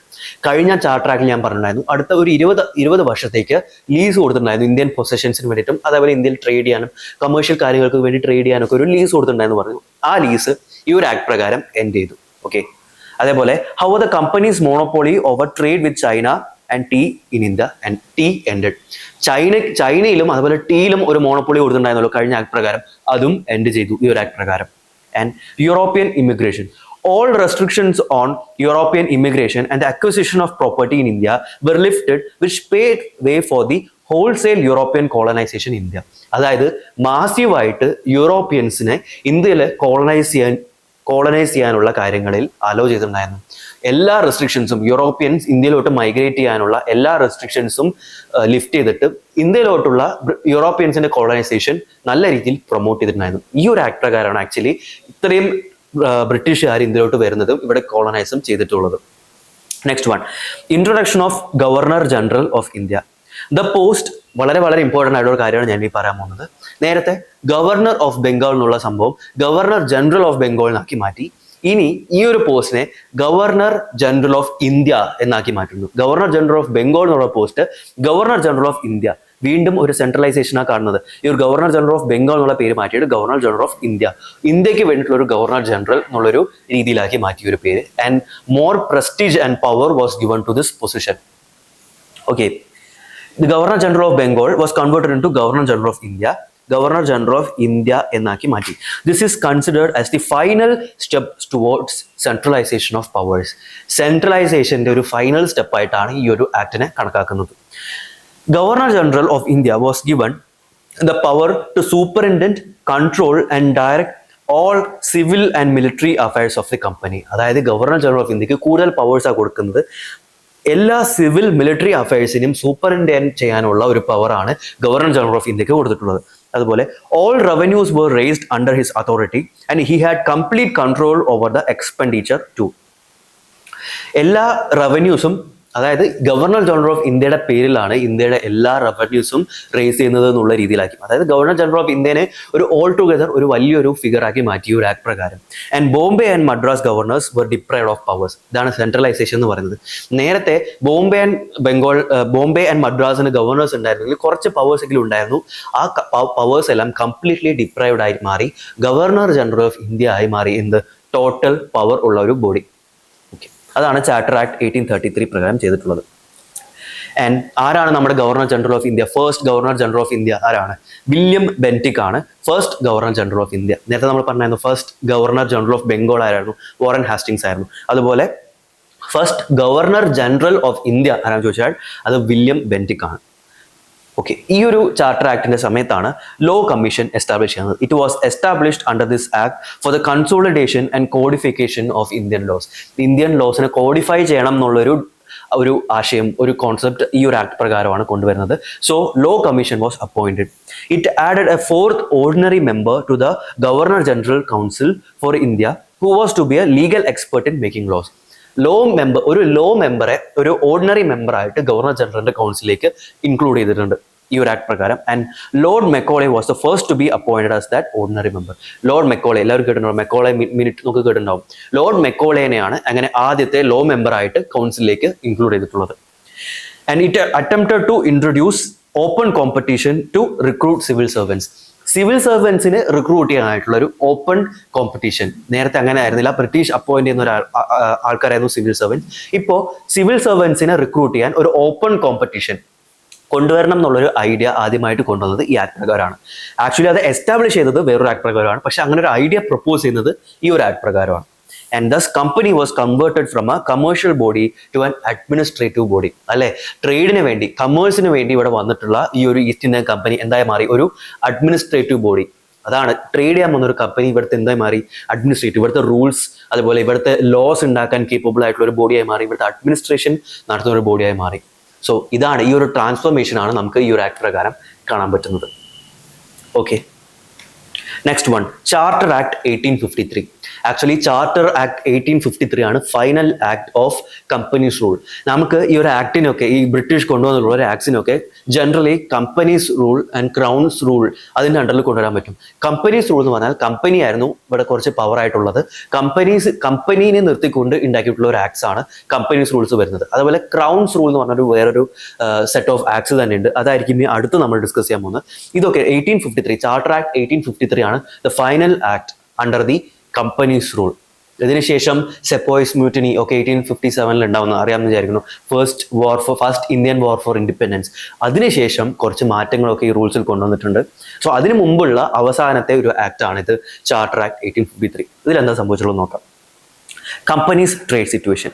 The company was to continue possession of territories unless the parliament provided otherwise. Company തന്നെയാണ് Indian ടെറിട്ടറീസിന്റെ possession ഒക്കെ നോക്കേണ്ടിരുന്നത്. അതായത് കമ്പനിയുടെ അണ്ടറിൽ തന്നെയാണ് Indian ടെറിട്ടറീസിന്റെ possession ഒക്കെ വന്നിട്ടുള്ളത്. ബ്രിട്ടീഷ് പാർലമെന്റ് മാറ്റി പറയുന്നത് വരെ കമ്പനിയുടെ അണ്ടറിൽ തന്നെയാണ് ഇന്ത്യൻ പൊസഷൻസ് ഒക്കെ വന്നിട്ടുള്ളത് എന്നാണ് ഈ ഒരു ആക്ട് പ്രകാരം പറയുന്നത്. അതുപോലെ തന്നെ this act separated legislative and executive functions of governor general. Governor ജനറലിന് എക്സിക്യൂട്ടീവ് പവേഴ്സ്, അതായത് ലോ ഇംപ്ലിമെന്റ് ചെയ്യാനുള്ള പവർ, അതുപോലെ ലെജിസ്ലേറ്റീവ് പവർ, ലെജിസ്ലേറ്റ് ചെയ്യാനുള്ള പവർ, അതായത് ലോ ഉണ്ടാക്കാനുള്ള പവർ, ഇതാണ് executive power and legislative power. ഈ എക്സിക്യൂട്ടീവ് പവർ ആൻഡ് ലെജിസ്ലേറ്റീവ് പവറിനെ ഡിവൈഡ് ചെയ്തിട്ടുണ്ട്. അതൊരു ഇമ്പോർട്ടൻറ്റ് കാര്യമാണ് നോട്ട് ചെയ്യാനുള്ളത്. When was the executive power and legislative power of governor general distinguished ചോദിച്ചു കഴിഞ്ഞാൽ അത് charter act of 1853. Charter act of 1853 പ്രകാരമാണ് ഈ ഒരു legislative power and executive power of governor general distinguish ചെയ്തിട്ടുള്ളത്. വളരെ ഇമ്പോർട്ടൻ്റ് ആയിട്ടുള്ള കാര്യമാണ്. The company's patronage over the services was dissolved. The services were now thrown open to a competitive examination. Indians could also participate. അതായത് നേരത്തെ പറഞ്ഞല്ലോ, നേരത്തെ charter act പ്രകാരം ഒരു കോമ്പറ്റേറ്റീവ് എക്സാമിനേഷൻ കൊണ്ടുവരണം എന്നൊരു ഐഡിയ പ്രപ്പോസ് ചെയ്തിട്ടുണ്ടായിരുന്നു സിവിൽ സർവീസസിനെ റിക്രൂട്ട് ചെയ്യാൻ വേണ്ടിയിട്ട്. അത് ആക്ച്വലി എസ്റ്റാബ്ലിഷ് ചെയ്തത് ഈ ആക്ട് പ്രകാരമാണ്. അതായത് ബ്രിട്ടീഷ് ഡയറക്ട്ലി റിക്രൂട്ട് ചെയ്യുന്ന ആ ഒരു സംഭവം ഒഴിവാക്കിയിട്ട് ഒരു ഓപ്പൺ കോമ്പറ്റീഷൻ എന്നുള്ള ഐഡിയ കൊണ്ടുവന്നു. ഇന്ത്യൻസിനും ആ ഒരു ഓപ്പൺ കോമ്പറ്റീഷനിൽ പാർട്ടിസിപ്പേറ്റ് ചെയ്യാനും പറ്റും. അതുപോലെ ബ്രിട്ടീഷിന് വേണ്ടിയിട്ട് സിവിൽ സർവൻസ് ആവാനും പറ്റുമായിരുന്നു. അങ്ങനെ ഒരു നല്ലൊരു കാര്യം ആക്ച്വലി ചെയ്തു. ഇന്ത്യൻസിനും പാർട്ടിസിപ്പേറ്റ് ചെയ്യാൻ പറ്റുന്ന രീതിയിലൊരു competitive examination to recruit civil servants അത് കൊണ്ടുവന്നത് ഈ ഒരു ആക്ട് പ്രകാരമാണ്. അത് ആദ്യമായിട്ട് പ്രപ്പോസ് ചെയ്തത് ഇതിന് മുമ്പിലുള്ള ആക്ട് പ്രകാരമാണ്. പക്ഷേ ഒഫീഷ്യലി അത് കൊണ്ടുവന്നത് ഈ ഒരു ആക്ട് പ്രകാരമാണെന്ന് നോട്ട് ചെയ്യാം. And Satyendranath Tagore was the first Indian to join Indian civil services. ഈ ഒരു ആക്ട് പ്രകാരം, അതായത് ഇങ്ങനെ ഒരു ഓപ്പൺ കോമ്പറ്റീഷൻ കൊണ്ടുവന്നതിന് ശേഷം ആദ്യമായിട്ട് ഒരു ഇന്ത്യൻ സിവിൽ സർവൻ്റ് ആയിട്ട് ജോയിൻ ചെയ്തിട്ടുള്ളത് സത്യേന്ദ്രനാഥ് ടാഗോർ ആണ്. അതും നോട്ട് ചെയ്യുക. സത്യേന്ദ്രനാഥ് ടാഗോർ ആണ് ആദ്യത്തെ ഇന്ത്യൻ സിവിൽ സർവൻ്റ് ആയിട്ട് ഈ ഒരു കോമ്പറ്റീഷൻ പ്രകാരം ജോയിൻ ചെയ്തിട്ടുള്ളത് ഇന്ത്യയിൽ. Fourth ordinary member. The law member became the full member of the Governor General's Executive Council. നേരത്തെ ആക്ട് പ്രകാരം എന്താണ്, ഒരു ലോ മെമ്പറിനെ ഒരു ഓർഡിനറി മെമ്പർ ആയിട്ട് കൗൺസിലിലേക്ക് ഇൻക്ലൂഡ് ചെയ്യണം എന്ന് നമ്മൾ പറഞ്ഞിട്ടുണ്ടായിരുന്നു. ഈ ഒരു ഓർഡിനറി മെമ്പർ എന്തായി മാറി? ഇപ്പോൾ ഒരു പെർമനന്റ് മെമ്പറായി മാറി, ഒരു ഫുൾ മെമ്പർ ആയി മാറി ഗവർണർ ജനറലിന്റെ എക്സിക്യൂട്ടീവ് കൗൺസിലേക്ക്. അതും നോട്ട് ചെയ്യാം. Indian legislative council. Local representation was introduced in Indian legislature. This legislative wing came to be known as Indian Legislative Council. It functioned as a mini parliament. അതായത് law making ബോഡിയാണ് legislature. So Indian legislature എന്നുള്ളൊരു system create ചെയ്തു. And അതിലേക്ക് Indian local മെമ്പേഴ്സിനും ഒരു opportunity, അതിൽ join ചെയ്യാനുള്ള ഒരു ഓപ്പർച്യൂണിറ്റി കൊണ്ടുവരാൻ ചെയ്യുന്നത്. ഈ ഒരു ഇന്ത്യൻ ലെജിസ്ലേറ്റീവ് കൗൺസിലിനെ മിനി പാർലമെന്റ് ഡ്യൂട്ടി എന്താണ്? ലോ മേക്ക് ചെയ്യുക എന്നുള്ളതല്ലേ. പാർലമെന്റ് ഡ്യൂട്ടി ലോ മേക്ക് ചെയ്യുക എന്നുള്ളതാണ്. സോ ഈ ഇന്ത്യൻ ലെജിസ്ലേറ്റീവ് കൗൺസിലാണ് പിന്നീട് മിനി പാർലമെന്റ് ആയിട്ട് ആക്ട് ചെയ്തിട്ടുള്ളത്. അതായത് ബ്രിട്ടീഷ് ഇന്ത്യക്ക് വേണ്ടിയിട്ട് ലോസ് ഉണ്ടാക്കുന്ന ഒരു ബോഡി ആയിട്ട് മാറി ഇത്. ആൻഡ് ഇതിലേക്ക് ഇന്ത്യൻ ആൾക്കാർക്കും ഒരു മെമ്പർഷിപ്പ് കൊടുത്തു എന്നുള്ളൊരു കാര്യം കൂടെ നോട്ട് ചെയ്യാം. However, promulgation of a law required the assent of Governor General, who could veto any bill of the Legislative Council. അതായത് ഇത്രയും ഒരു പവറൊക്കെ കൊടുത്തിട്ട് ഒരു ലെജിസ്ലേറ്റീവ് കൗൺസിലിനെ ക്രിയേറ്റ് ചെയ്തിട്ടുണ്ടെങ്കിലും വലിയൊരു പവറൊന്നും റിയാലിറ്റിയിൽ ഇല്ല എന്ന് വേണം മനസ്സിലാക്കാൻ. അതായത് ഈ ഒരു ലെജിസ്ലേറ്റീവ് ബോഡി എന്നൊരു നിയമം ഉണ്ടാക്കുന്നോ ആ നിയമത്തിനെ എപ്പോൾ വേണമെങ്കിലും വീറ്റോ ചെയ്യാനുള്ള ഒരു പവർ ആക്ച്വലി ആർക്കുണ്ടായിരുന്നു? ഗവർണർ ജനറൽ ഓഫ് ബംഗാളിനുണ്ടായിരുന്നു, ഗവർണർ ജനറൽ ഓഫ് ഇന്ത്യക്ക് ഉണ്ടായിരുന്നു. മനസ്സിലാവോ? ഈ ഒരു ലോ ഏതൊരു ലോ ഈ ഒരു ബോഡി ഉണ്ടാക്കുന്നുണ്ടെങ്കിലും അതിനെ വീറ്റോ ചെയ്യാൻ, അതായത് അതിനെ നള്ളിഫൈ ചെയ്യാൻ, അത് അസാധുവാക്കാൻ ആർക്ക് പറ്റുമായിരുന്നു? ഗവർണർ ജനറൽ ഓഫ് ഇന്ത്യക്ക് പറ്റുമായിരുന്നു. സോ ആക്ച്വലി ആലോചിച്ച് നോക്കുക, ഇങ്ങനത്തെ ഒരു ഈ ഒരു ഈ ഒരു ബോഡി കൊണ്ടുവന്നിട്ട് വലിയ ഉപകാരം ഉണ്ടായിട്ടുണ്ടോ എന്ന് ചോദിച്ചാൽ വലിയൊരു ഉപകാരം ഉണ്ടായിട്ടില്ല. ഈ ഒരു വീറ്റോ ചെയ്യാമെന്നുള്ള കാര്യം മാത്രമല്ല, ഈ ഒരു കൊണ്ടുവരുന്ന ഒരു നിയമം ആവണമെന്നുണ്ടെങ്കിൽ ആക്ച്വലി ഗവർണർ ജനറൽ ഓഫ് ഇന്ത്യയുടെ അസെന്റും വേണം. Governor general of India permission കൊടുത്താൽ മാത്രമേ ഈ ഒരു നിയമമാവുള്ളൂ എന്നുള്ളൊരു സംഭവം കൂടെ ഉണ്ടായിരുന്നു. Ultimately power governor general of ഇന്ത്യയുടെ കയ്യിൽ തന്നെ ആയിരുന്നു എന്ന് വേണം മനസ്സിലാക്കാനായിട്ട്. സോ ചാർട്ടർ ആക്ട് 1853 പ്രകാരം ഇന്ത്യൻ റെപ്രസെന്റേഷൻ കൊണ്ടുവരാൻ നോക്കിയെങ്കിലും വലിയൊരു പവർ ഇല്ലാത്തൊരു ബോഡീനെയാണ് ക്രിയേറ്റ് ചെയ്തിട്ടുള്ളത് എന്നുള്ള കാര്യം കൂടെ നോട്ട് ചെയ്യാം. സോ അതാണ് ചാർട്ടർ ആക്ട് 1853. ഇതായിരുന്നു അവസാനത്തെ കമ്പനി റൂളിൽ അണ്ടറിൽ വരുന്ന അവസാനത്തെ ആക്ട് ആയിരുന്നു ചാർട്ടർ ആക്ട് 1853. ഓക്കെ, സോ അടുത്തൊരു ഞാനൊരു ഹെഡിങ് കൊടുത്തിട്ടുള്ളത് reforms under the governor general during companies rule. ഈ ഒരു കമ്പനി റൂൾ ചെയ്തിരുന്ന കാലത്ത് എന്തൊക്കെ റിഫോർമേഷൻസ്, വളരെ അട്രാക്റ്റീവ് ആയിട്ടുള്ള അല്ലെങ്കിൽ വളരെ ഇമ്പോർട്ടൻ്റ് ആയിട്ടുള്ള ഏതൊക്കെ റിഫോർമേഷൻസ് ആണ് കൊണ്ടുവന്നിട്ടുള്ളത് എന്നാണ് അടുത്ത് പറയാൻ പോകുന്നത്. സോ വളരെ ഇമ്പോർട്ടൻ്റ് ആയിട്ടുള്ള 2 ഗവർണർ ജനറൽസ് ആണ് ഈ ഒരു കാലയളവിൽ ഉണ്ടായിരുന്നത്. First one is Cornwallis. So Cornwallis governor general ആയിരിക്കുമ്പോൾ വന്നിട്ടുള്ള മാറ്റങ്ങൾ എന്താണെന്ന് ചോദിച്ചു കഴിഞ്ഞാൽ ഇതൊരു പ്രീവിയസ് ഇയറിൽ ചോദിച്ചിട്ടുള്ള ക്വസ്റ്റ്യൻസ് ആണ് ഇതിൽ അണ്ടറിൽ വരുന്നത്. വളരെ ഇമ്പോർട്ടൻ്റ് ആയിട്ടുള്ള കാര്യങ്ങളാണ് ഞാൻ പറയാൻ പോകുന്നത്. സോ ലോർഡ് കോൺവാലിസിന്റെ അണ്ടറിൽ എന്താ സംഭവിച്ചുള്ളത് പറഞ്ഞാൽ he was the first to bring into existence and organise the civil service. Civil സർവീസിനെ ഓർഗനൈസ് ചെയ്ത ആരാണെന്നൊക്കെ ഒരുപാട് കോമ്പറ്റേറ്റീവ് എക്സാംസിൽ ചോദിക്കുന്ന ഒരു ക്വസ്റ്റ്യൻ ആണ്. ആക്ച്വലി കോൺവാലിസ് ആണ് അത് ചെയ്തിട്ടുള്ളത്.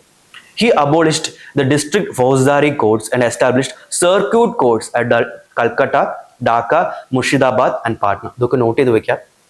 നേരത്തെ ഉണ്ടായിരുന്ന ഡിസ്ട്രിക്ട് ഫോഴ്സ്ദാരി കോഡ്സ് അത് മാറ്റിയിട്ട് സർക്യൂട്ട് കോഡ്സ് എന്നുള്ള ഒരു സിസ്റ്റമാണ് കോൺവാലിസ് കൊണ്ടുവന്നിട്ടുള്ളത്.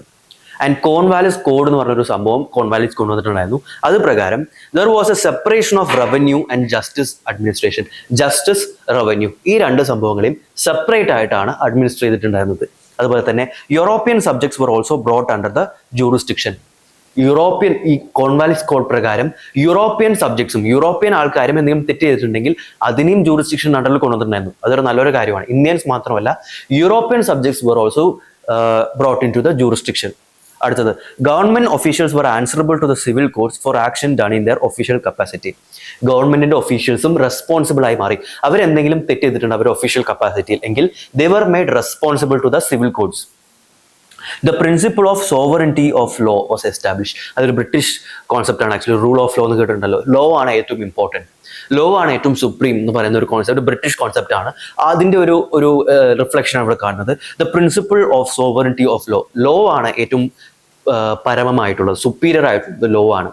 ആ ഒരു കോൺസെപ്റ്റും കൂടെ ഈ ഒരു കോൺവാലിസ് കൊണ്ടുവരുന്നുണ്ട്, കോൺവാലിസ് കോഡിൽ കൂടെ. Okay, next one is William Bentinck. He abolished the 4 circuit courts and transfer the functions to collectors. Circuit courts കൊണ്ടുവന്നിട്ടുണ്ടല്ലോ കോൺവാലിസ്, അതിനെ അബോളിഷ് ചെയ്തിട്ട് എന്ത് ചെയ്തു, കളക്ടേഴ്സിന് ആ സർക്യൂട്ട് കോഡ്സിന്റെ ഫങ്ഷൻസ് എല്ലാം കൊടുത്തു. വേറെ കുറച്ച് കാര്യങ്ങൾ എന്താ ചെയ്തിട്ടുള്ളത് വെച്ചാൽ he established a Sadar Diwani Adalat and Sadar Nizamat Adalat at Allahabad for the convenience of the people of upper provinces. ഈ 2 സംഭവങ്ങൾ എസ്റ്റാബ്ലിഷ് ചെയ്ത ആരാണ്? സാദർ ദിവാനി അദാലത്ത് അതേപോലെ സാദർ നിസാമത്ത് അദാലത്ത് എന്നുള്ള 2 ബോഡീസ് എസ്റ്റാബ്ലിഷ് ചെയ്തു വില്യം ബെന്റിക്. അതുപോലെ തന്നെ the English language replace Persian as the official language of court. Persian ആയിരുന്നു ഒഫീഷ്യൽ ലാംഗ്വേജ് ഓഫ് കോർട്ട്, അതിനെ എന്ത് ചെയ്തു, ഇംഗ്ലീഷ് ലാംഗ്വേജും കൂടെ യൂസ് ചെയ്യാന്നുള്ള രീതിയിലാക്കി മാറ്റി. And also the suitor was no provided option to use Persian or a vernacular language in courts. Vernacular ലാംഗ്വേജും അതുപോലെ തന്നെ ഏതെങ്കിലും പേർഷ്യൻ ലാംഗ്വേജ് അതുപോലെ തന്നെ വെർനാക്കുലർ ലാംഗ്വേജും കൂടെ കോർട്ടിൽ യൂസ് ചെയ്യാൻ പറ്റി. അതായത് ഇംഗ്ലീഷ് ഒഫീഷ്യൽ ലാംഗ്വേജ് ആക്കി മാറ്റി, പക്ഷെ പേർഷ്യൻ അതുപോലെ തന്നെ ഏതെങ്കിലും ഒരു വെർനാക്കുലർ റീജിയണൽ ലാംഗ്വേജും കൂടെ കോർട്ടിൽ യൂസ് ചെയ്യാമെന്നുള്ള ഒരു സംഭവം കൂടെ കൊണ്ടുവന്നിട്ടുണ്ട് ഈ ഒരു ആക്ട് പ്രകാരം. And A civil procedure code, Indian penal code IPC, criminal procedure code CRPC, ഇതെല്ലാം വില്യം ബെന്റിക്കിന്റെ റിഫോർമേഷന്റെ റിസൾട്ട് ആയിട്ടാണ് വന്നിട്ടുള്ളത് എന്നും കൂടെ നോട്ട് ചെയ്യാം. സോ നമ്മൾ ആക്ച്വലി കമ്പനീസ് റൂൾ ആക്ച്വലി കഴിഞ്ഞിട്ടുണ്ട്. കമ്പനീസ് റൂൾ നമ്മൾ ഡിസ്കസ് ചെയ്തു. ഒരുപാട് 1773 തൊട്ട് 1853 വരെ ഉണ്ടായിട്ടുള്ള റിഫോർമേഷൻസ് ആണ് ഡിസ്കസ് ചെയ്തിട്ടുള്ളത്. നമ്മൾ പ്രോപ്പർ ആയിട്ടുള്ള ഒരു സെൻട്രലൈസേഷൻ ആണ് കണ്ടിട്ടുള്ളത്, full centralisation of power. Governor ജനറലിന് എങ്ങനെയൊക്കെയാണ് പവർ സെൻട്രലൈസ് ചെയ്തിട്ടുള്ളത്? അതും ഗവർണർ ആയിരുന്നു, ഗവർണർ ഓഫ് ബംഗാൾ ആയിരുന്നു, ഗവർണർ ജനറൽ ഓഫ് ബംഗാൾ ആക്കി മാറ്റി, പിന്നെ ഗവർണർ ജനറൽ ഓഫ് ഇന്ത്യ ആക്കി മാറ്റി, ബാക്കി എല്ലാ പ്രസിഡൻസീസും അതിൻ്റെ അണ്ടറിൽ കൊണ്ടുവന്നു. ഒരുപാട് ഫങ്ഷൻസ്, എക്സിക്യൂട്ടീവ് ലെജിസ്ലേറ്റീവ് ഫങ്ഷൻസ് എല്ലാം ഈ ഗവർണർ ജനറൽ ഓഫ് ഇന്ത്യക്ക് കൊടുത്തു. ബാക്കി അതിന് അണ്ടറിൽ വരുന്ന ഓരോ എന്താ പറയുക ബോഡീസിനും പവർ എല്ലാം റെഡ്യൂസ് ചെയ്ത് കൊണ്ടുവന്നു. അങ്ങനെ അൾട്ടിമേറ്റ്ലി ഒരു സെൻട്രലൈസേഷൻ ആണ് നമ്മൾ ഇത്രയും നേരം കണ്ടുകൊണ്ടിരുന്നത് ഈ ഒരു കമ്പനി റൂളിൻ്റെ അണ്ടറിൽ. ഇനി ആക്ച്വലി ഡിസ്കസ് ചെയ്യാൻ പോകുന്നത് ക്രൗൺസ് റൂൾ. ഈ ക്രൗൺസ് റൂൾ ഉണ്ടാകാനുള്ള ഒരു സാഹചര്യം എന്താണെന്ന് ചോദിച്ചു കഴിഞ്ഞാൽ എല്ലാവർക്കും അറിയാം 1857 റിവോൾട്ട്. 1857 റിവോൾട്ട് നമ്മൾ മോഡേൺ ഹിസ്റ്ററിയിൽ വളരെ ഡീറ്റെയിൽ ആയിട്ട് പഠിക്കുന്ന ഒരു റിവോൾട്ടാണ് അല്ലേ. Sepoy mutiny, first war of independence എന്നൊക്കെ നമ്മൾ പറയും ഈ 1857 റിവോൾട്ടിന്. അതിന്റെ റീസൺസും അതിന്റെ എഫക്ട്സും ഒക്കെ എല്ലാവർക്കും അറിയാം. പക്ഷേ ഈ ഒരു 1857 റിവോൾട്ടിന് ശേഷം എന്താണ് ഉണ്ടായതെന്ന് വെച്ചാൽ ആക്ച്വലി ബ്രിട്ടീഷിന് മനസ്സിലായി ഇന്ത്യയിലെ ആൾക്കാർ ഒരുമിച്ച് ബ്രിട്ടീഷിനെ ഫൈറ്റ് ചെയ്താൽ ബ്രിട്ടീഷിന് ആക്ച്വലി ഒരു തോൽവി ഉണ്ടാകാൻ ചാൻസ് ഉണ്ട് എന്നുള്ളൊരു കാര്യം മനസ്സിലായി. ഈവൻ ദോ 1857 റിവോൾട്ടിൽ ബ്രിട്ടീഷാണ് ഫൈനലി ജയിച്ചതെങ്കിലും ഒരു പേടി, ഒരു സംഭവം മനസ്സിലായി. ഇന്ത്യയിൽ എല്ലാവരും കൂടി യുണൈറ്റ് ആയിട്ട് ബ്രിട്ടീഷിനെതിരെ ഫൈറ്റ് ചെയ്താൽ ആക്ച്വലി ബ്രിട്ടീഷിന് വേണമെന്നുണ്ടെങ്കിൽ ഒരു ലോസ് ഉണ്ടാവാം എന്നുള്ളൊരു കാര്യം മനസ്സിലായി. മാത്രമല്ല ഇങ്ങനൊരു എമർജൻസി സിറ്റുവേഷൻ ഉണ്ടാകുമ്പോൾ, ഇങ്ങനൊരു കോൺഫ്ലിക്റ്റ് ഇന്ത്യയിൽ നടക്കുമ്പോൾ ബ്രിട്ടീഷ് അഡ്മിനിസ്ട്രേഷൻ വീക്കാണ്. ആക്ച്വലി ബ്രിട്ടീഷിൽ തമ്മിലൊരു കോർഡിനേഷൻ ഇല്ല, ബ്രിട്ടീഷിന് വിചാരിച്ച പോലെ ബ്രിട്ടീഷിന്റെ കൺട്രോളിൽ നിൽക്കുന്നില്ല എന്നുള്ള കാര്യമൊക്കെ വളരെ വ്യക്തമായിട്ട് ബ്രിട്ടീഷിന് മനസ്സിലായി. അതുകൊണ്ട് തന്നെ ബ്രിട്ടീഷ് വിചാരിക്കുകയാണ് ഇനി ഇവിടെ ആക്ച്വലി കുറച്ചുകൂടെ കൺട്രോൾ ചെയ്യണം. ബ്രിട്ടീഷ് ഈസ്റ്റ് ഇന്ത്യൻ കമ്പനി വഴി കൺട്രോൾ ചെയ്താൽ പോരാ, ഡയറക്റ്റ് ഒരു കൺട്രോൾ ഇന്ത്യൻ സബ്ജക്ട്സിന് മുകളിൽ കൊണ്ടുവരണം എന്നുള്ളൊരു ഐഡിയ ആണ് ഉണ്ടാകുന്നത്. അങ്ങനെയാണ് ക്രൗൺ റൂൾ എന്നുള്ളൊരു കോൺസെപ്റ്റ് വരുന്നത്. ഈ ക്രൗൺ റൂളിലാണ് വരുന്ന ബാക്കിയുള്ള ആക്ട്സ് ആണ് ഇനി നമ്മൾ ഡിസ്കസ് ചെയ്യാൻ പോവുക. അതായത് മേജർ ഡിഫറൻസ് എന്താണെന്ന് പറഞ്ഞാൽ ഇത്രയും കാലം ഒരു ഈസ്റ്റ് ഇന്ത്യ കമ്പനി വഴിയായിരുന്നു ഇന്ത്യനെ റൂൾ ചെയ്തുകൊണ്ടിരുന്നത്. അത് മാറിയിട്ട് ഇനി ഡയറക്ട്ലി ബ്രിട്ടീഷ് ക്രൗൺ ഇന്ത്യയിൽ റൂൾ ചെയ്യണം എന്നുള്ളൊരു കോൺസെപ്റ്റാണ് ഈ ഒരു ക്രൗൺ റൂൾ പ്രകാരം ഉണ്ടായത്. സോ അതാണ് ഇനി ഡിസ്കസ് ചെയ്യാൻ പോകുന്നത്.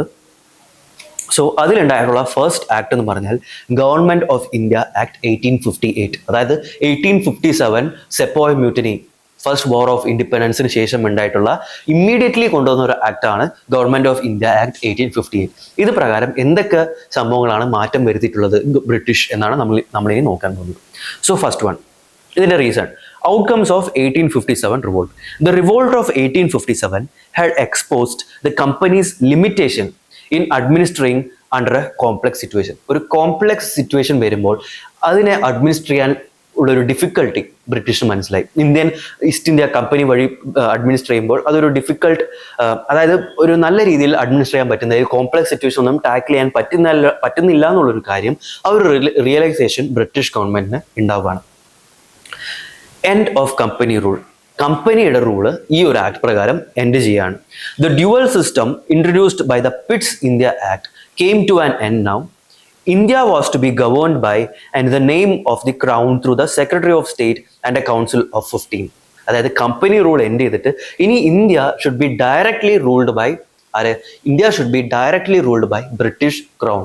അതുകൊണ്ടാണ് ക്രൗൺ റൂൾ എന്ന് പറയുന്നത്. Okay, The council was just an advisory in nature. നേരത്തെ ഫോം ചെയ്തിട്ടുള്ള കൗൺസിലൊക്കെ ഒരു അഡ്വൈസ് കൊടുക്കുന്ന ഒരു നേച്ചറായിട്ട് മാറി. അല്ലാതെ ഒരു മേജർ ഡിസിഷൻ എടുക്കാൻ കോമ്പറ്റന്റ് ആയിട്ടുള്ള ഒരു ബോഡി ഒന്നും ആയില്ല council. And introduction of viceroy, നോക്കൂ പേര് മാറ്റി വരികയാണ്. നേരത്തെ governor of Bengal, governor general of Bengal, governor general of India. Now that position was renamed as viceroy എന്നുള്ള പേരാക്കി മാറ്റി ഗവർണർ ജനറൽ ഓഫ് ഇന്ത്യക്ക്. ആൻഡ് ഫംഗ്ഷൻസിൽ കുറച്ച് വ്യത്യാസമൊക്കെ കൊണ്ടുവരാനാണ് ഉദ്ദേശിച്ചിട്ടുള്ളത്. Introduction of viceroy. The title of governor general of India was replaced with viceroy, which increased the prestige of the title holder if not his authority. അതോറിറ്റിയിൽ വലിയൊരു മാറ്റമൊന്നും ഇല്ലെങ്കിലും ആ പേരിലെ ആ ഒരു പ്രസ്റ്റീജിൽ വലിയൊരു മാറ്റമുണ്ട്. ഈ വൈസ്രോയ് എന്ന് പറഞ്ഞാൽ കുറച്ചുകൂടെ പ്രസ്റ്റീജിയസ് ആയിട്ടുള്ള പോസ്റ്റ് ആയിട്ടാണ് ബ്രിട്ടീഷ് ഗവൺമെന്റ് കൺസിഡർ ചെയ്യുന്നത്. The Viceroy was appointed directly by the British government. British government directly appoint ചെയ്യുന്ന ഒരു പോസ്റ്റാണ് ഈ വൈസ്രോയ് എന്നുള്ളത്. And executive and legislative functions were given to viceroy. നേരത്തെ പറഞ്ഞ പോലെ തന്നെ ഗവർണർ ജനറൽ ഓഫ് ഇന്ത്യക്കുള്ള പോലെ തന്നെ എക്സിക്യൂട്ടീവ് ഫംഗ്ഷൻസ്, അതുപോലെ തന്നെ ലെജിസ്ലേറ്റീവ് ഫംഗ്ഷൻസ്, ഈ രണ്ട് ഫംഗ്ഷൻസും, അതായത് ലോ മേക്ക് ചെയ്യാനും ലോ ഇംപ്ലിമെന്റ് ചെയ്യാനുള്ള ഫംഗ്ഷൻസും both functions were given to viceroy of India. It abolished, വളരെ ഇമ്പോർട്ടൻ്റ് ആയിട്ടുള്ള പോയിന്റ് ആണ് അടുത്ത് പറയാൻ പോകുന്നത്. It abolished board of control and court of directors. നേരത്തെ പറഞ്ഞല്ലോ board of directors and board of control and court of directors. അതായത് political functions അതുപോലെ കമേഴ്ഷ്യൽ ഫംഗ്ഷൻസ് രണ്ടും കൈകാര്യം ചെയ്യുന്നത് വേറെ ബോഡീസ് ആണെന്ന് ഞാൻ നേരത്തെ പറഞ്ഞിട്ടുണ്ടായിരുന്നു. ആ ഒരു ഡുവൽ ഗവൺമെന്റ് സിസ്റ്റം ഉണ്ടല്ലോ, board of control and court of directors, ഈ dual system was abolished now. ഇങ്ങനെ ഒരു സംഭവം ഇല്ലാതാക്കി മാറ്റി. ഓക്കെ, അത് അബോളിഷ് ചെയ്തത് എപ്പോഴാണെന്ന് വേണമെങ്കിൽ ചോദിക്കാം. അത് ഗവൺമെന്റ് ഓഫ് ഇന്ത്യ ആക്ട് 1858 പ്രകാരമാണ് അങ്ങനെ ചെയ്തിട്ടുള്ളത്. Okay, the first viceroy of India ആരാണ്? ഫസ്റ്റ് വൈസ്രോയ് ഓഫ് ഇന്ത്യ എല്ലാവർക്കും അറിയുന്ന കാര്യമാണ്. ഇപ്പോൾ ഒരുപാട് നമ്മൾ ഫസ്റ്റ് സൂപ്പർലേറ്റീവ്സ് പറഞ്ഞു. First governor general of Bengal, first governor general of India, അതുപോലെ first viceroy of India was Lord Canning. Lord Canning ആണ് ആദ്യത്തെ viceroy of India. Okay, this act introduced the post of secretary of state. ഈ ഒരു viceroy എന്നുള്ള പേര് മാറ്റുന്നതിനോടൊപ്പം തന്നെ secretary of state എന്നുള്ളൊരു പോസ്റ്റും കൂടെ ഇൻട്രൊഡ്യൂസ് ചെയ്യുന്നു. Secretary of state. He was a member of British cabinet and 15-member council was appointed to assist him. അതായത് ഈ സെക്രട്ടറി ഓഫ് സ്റ്റേറ്റ് എന്ന് പറഞ്ഞാൽ ബ്രിട്ടീഷിന്റെ ക്യാബിനറ്റിൽ ഉള്ള ഒരു മെമ്പറാണ്, ബ്രിട്ടീഷ് ഗവൺമെന്റിലുള്ള ഒരാളാണ് ഈ secretary of state for India എന്ന് പറയുന്നത്. അതായത് ഇന്ത്യയുടെ സെക്രട്ടറി ഓഫ് സ്റ്റേറ്റ് ആയിട്ട് ആക്ട് ചെയ്യാനുള്ള ഒരു പവറും കൂടെ സെക്രട്ടറി ഓഫ് സ്റ്റേറ്റിനും കൂടെ കൊടുത്തിട്ടുണ്ടായിരുന്നു.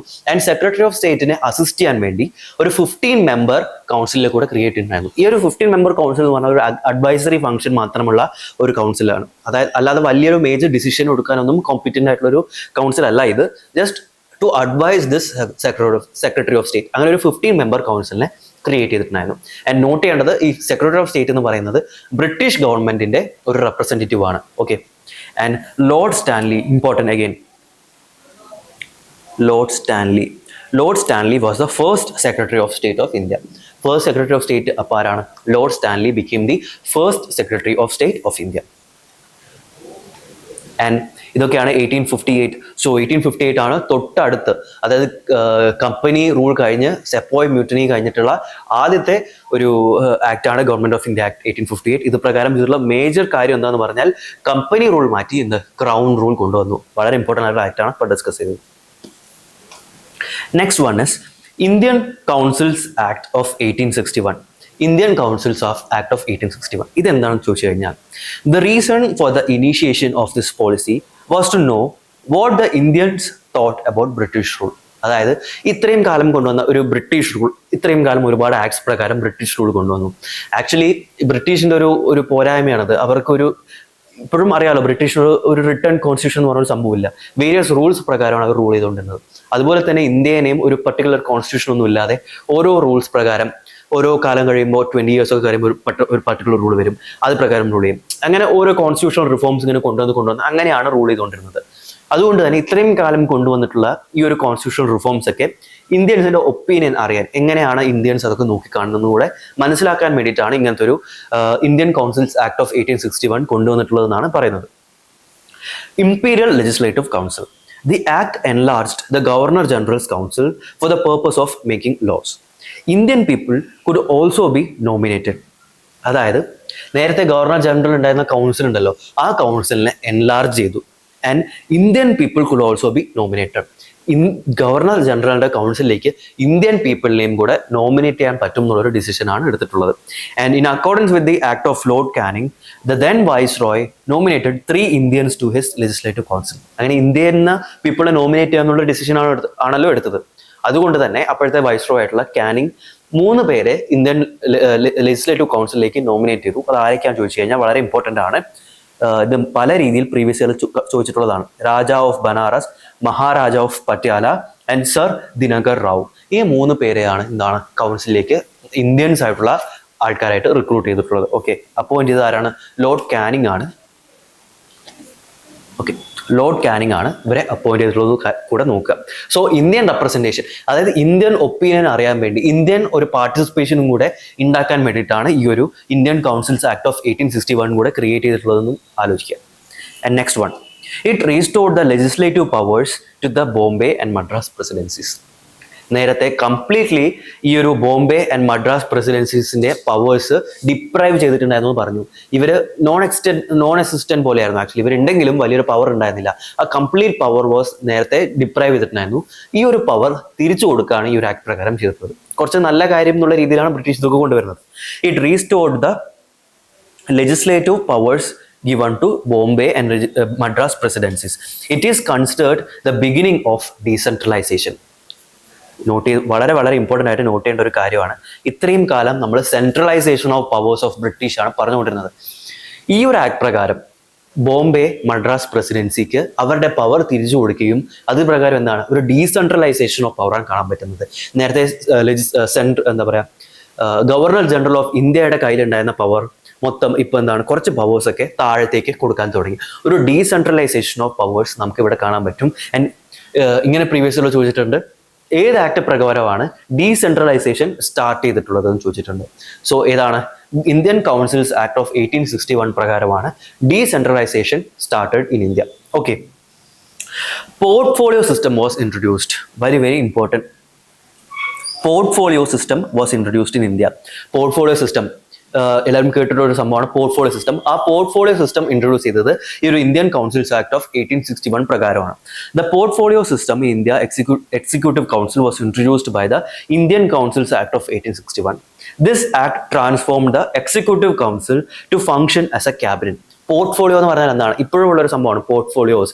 പോർട്ട്ഫോളിയോസ് എന്ന് പറഞ്ഞാൽ ഓരോ ഡിപ്പാർട്ട്മെന്റ്, അതായത് ഇപ്പോൾ ഗവൺമെന്റിലെ ഓരോ മെമ്പേഴ്സിന് ഓരോ പോർട്ട്ഫോളിയോ കൊടുക്കും എന്ന് പറയുമല്ലോ, ഓരോ ഡിപ്പാർട്ട്മെന്റ് കൊടുക്കും, ആ ഡിപ്പാർട്ട്മെന്റ് അണ്ടറിലായിരിക്കണം അവർ റൂൾ ചെയ്യണമെന്ന് പറയുമല്ലോ. അതുപോലെ ഈ ഒരു ലെജിസ്ലേറ്റീവ് കൗൺസിലിൽ ഓരോ മെമ്പേഴ്സിനും ഓരോ പോർട്ട്ഫോളിയോ കൊടുക്കുന്നു, അതായത് ഓരോ ഡിപ്പാർട്ട്മെന്റ് കൊടുക്കുന്നു, ആൻഡ് അതിന്റെ ഹെഡാക്കി മാറ്റുന്നു ഓരോ ആൾക്കാരെ. കൗൺസിലുള്ള ഓരോ ആൾക്കാരെയും ഓരോ ഡിപ്പാർട്ട്മെന്റ് ഹെഡാക്കി മാറ്റുക, അതിനാണ് പോർട്ട്ഫോളിയോ സിസ്റ്റം എന്ന് പറയുക. ആ പോർട്ട്ഫോളിയോ സിസ്റ്റം വാസ് ഇൻട്രൊഡ്യൂസ്ഡ് ഈ ഒരു കൗൺസിൽസ് ആക്ട് പ്രകാരം. And this act transform the executive council to function as a cabinet, അതായത് ഒരു മിനിസ്ട്രി പോലെ, ക്യാബിനറ്റ് മിനിസ്ട്രി പോലെ ആക്ട് ചെയ്യാൻ വേണ്ടിയിട്ട്. With each member assigned A specific department or portfolio. അതാണ് ഓരോ മെമ്പേഴ്സിനും ഓരോ ഡിപ്പാർട്ട്മെന്റ് അല്ലെങ്കിൽ പോർട്ട്ഫോളിയോ എന്നുള്ളൊരു സംഭവം കൊടുക്കുകയാണ് ചെയ്തിട്ടുള്ളത് ഈ ഒരു ആക്ട് പ്രകാരം. അതാണ് പോർട്ട്ഫോളിയോ സിസ്റ്റം. അത് ആക്ച്വലി നേരത്തെ 1859 കാനിങ് കൊണ്ടുവന്ന ഒരു സംഭവമാണ്. അത് 1861 അത് ഒഫീഷ്യലി അക്നോളജ് ചെയ്തിട്ടുള്ളത്. Members of council. The Governor General was authorized to add to his executive council between 6 and 12 members, of whom at least half had to be non-officials who could be Indian or English. അതായത് executive council, governor ജനറലിന്റെ executive കൗൺസിലേക്ക് 6 to 12 members, വളരെ important ആയി not ചെയ്യുക, 6 to 12 members, 6 to 12 മെമ്പേഴ്സിനെ കൊണ്ടുവരാനുള്ള ഒരു ഡിസിഷനാണ് എടുത്തിട്ടുള്ളത്.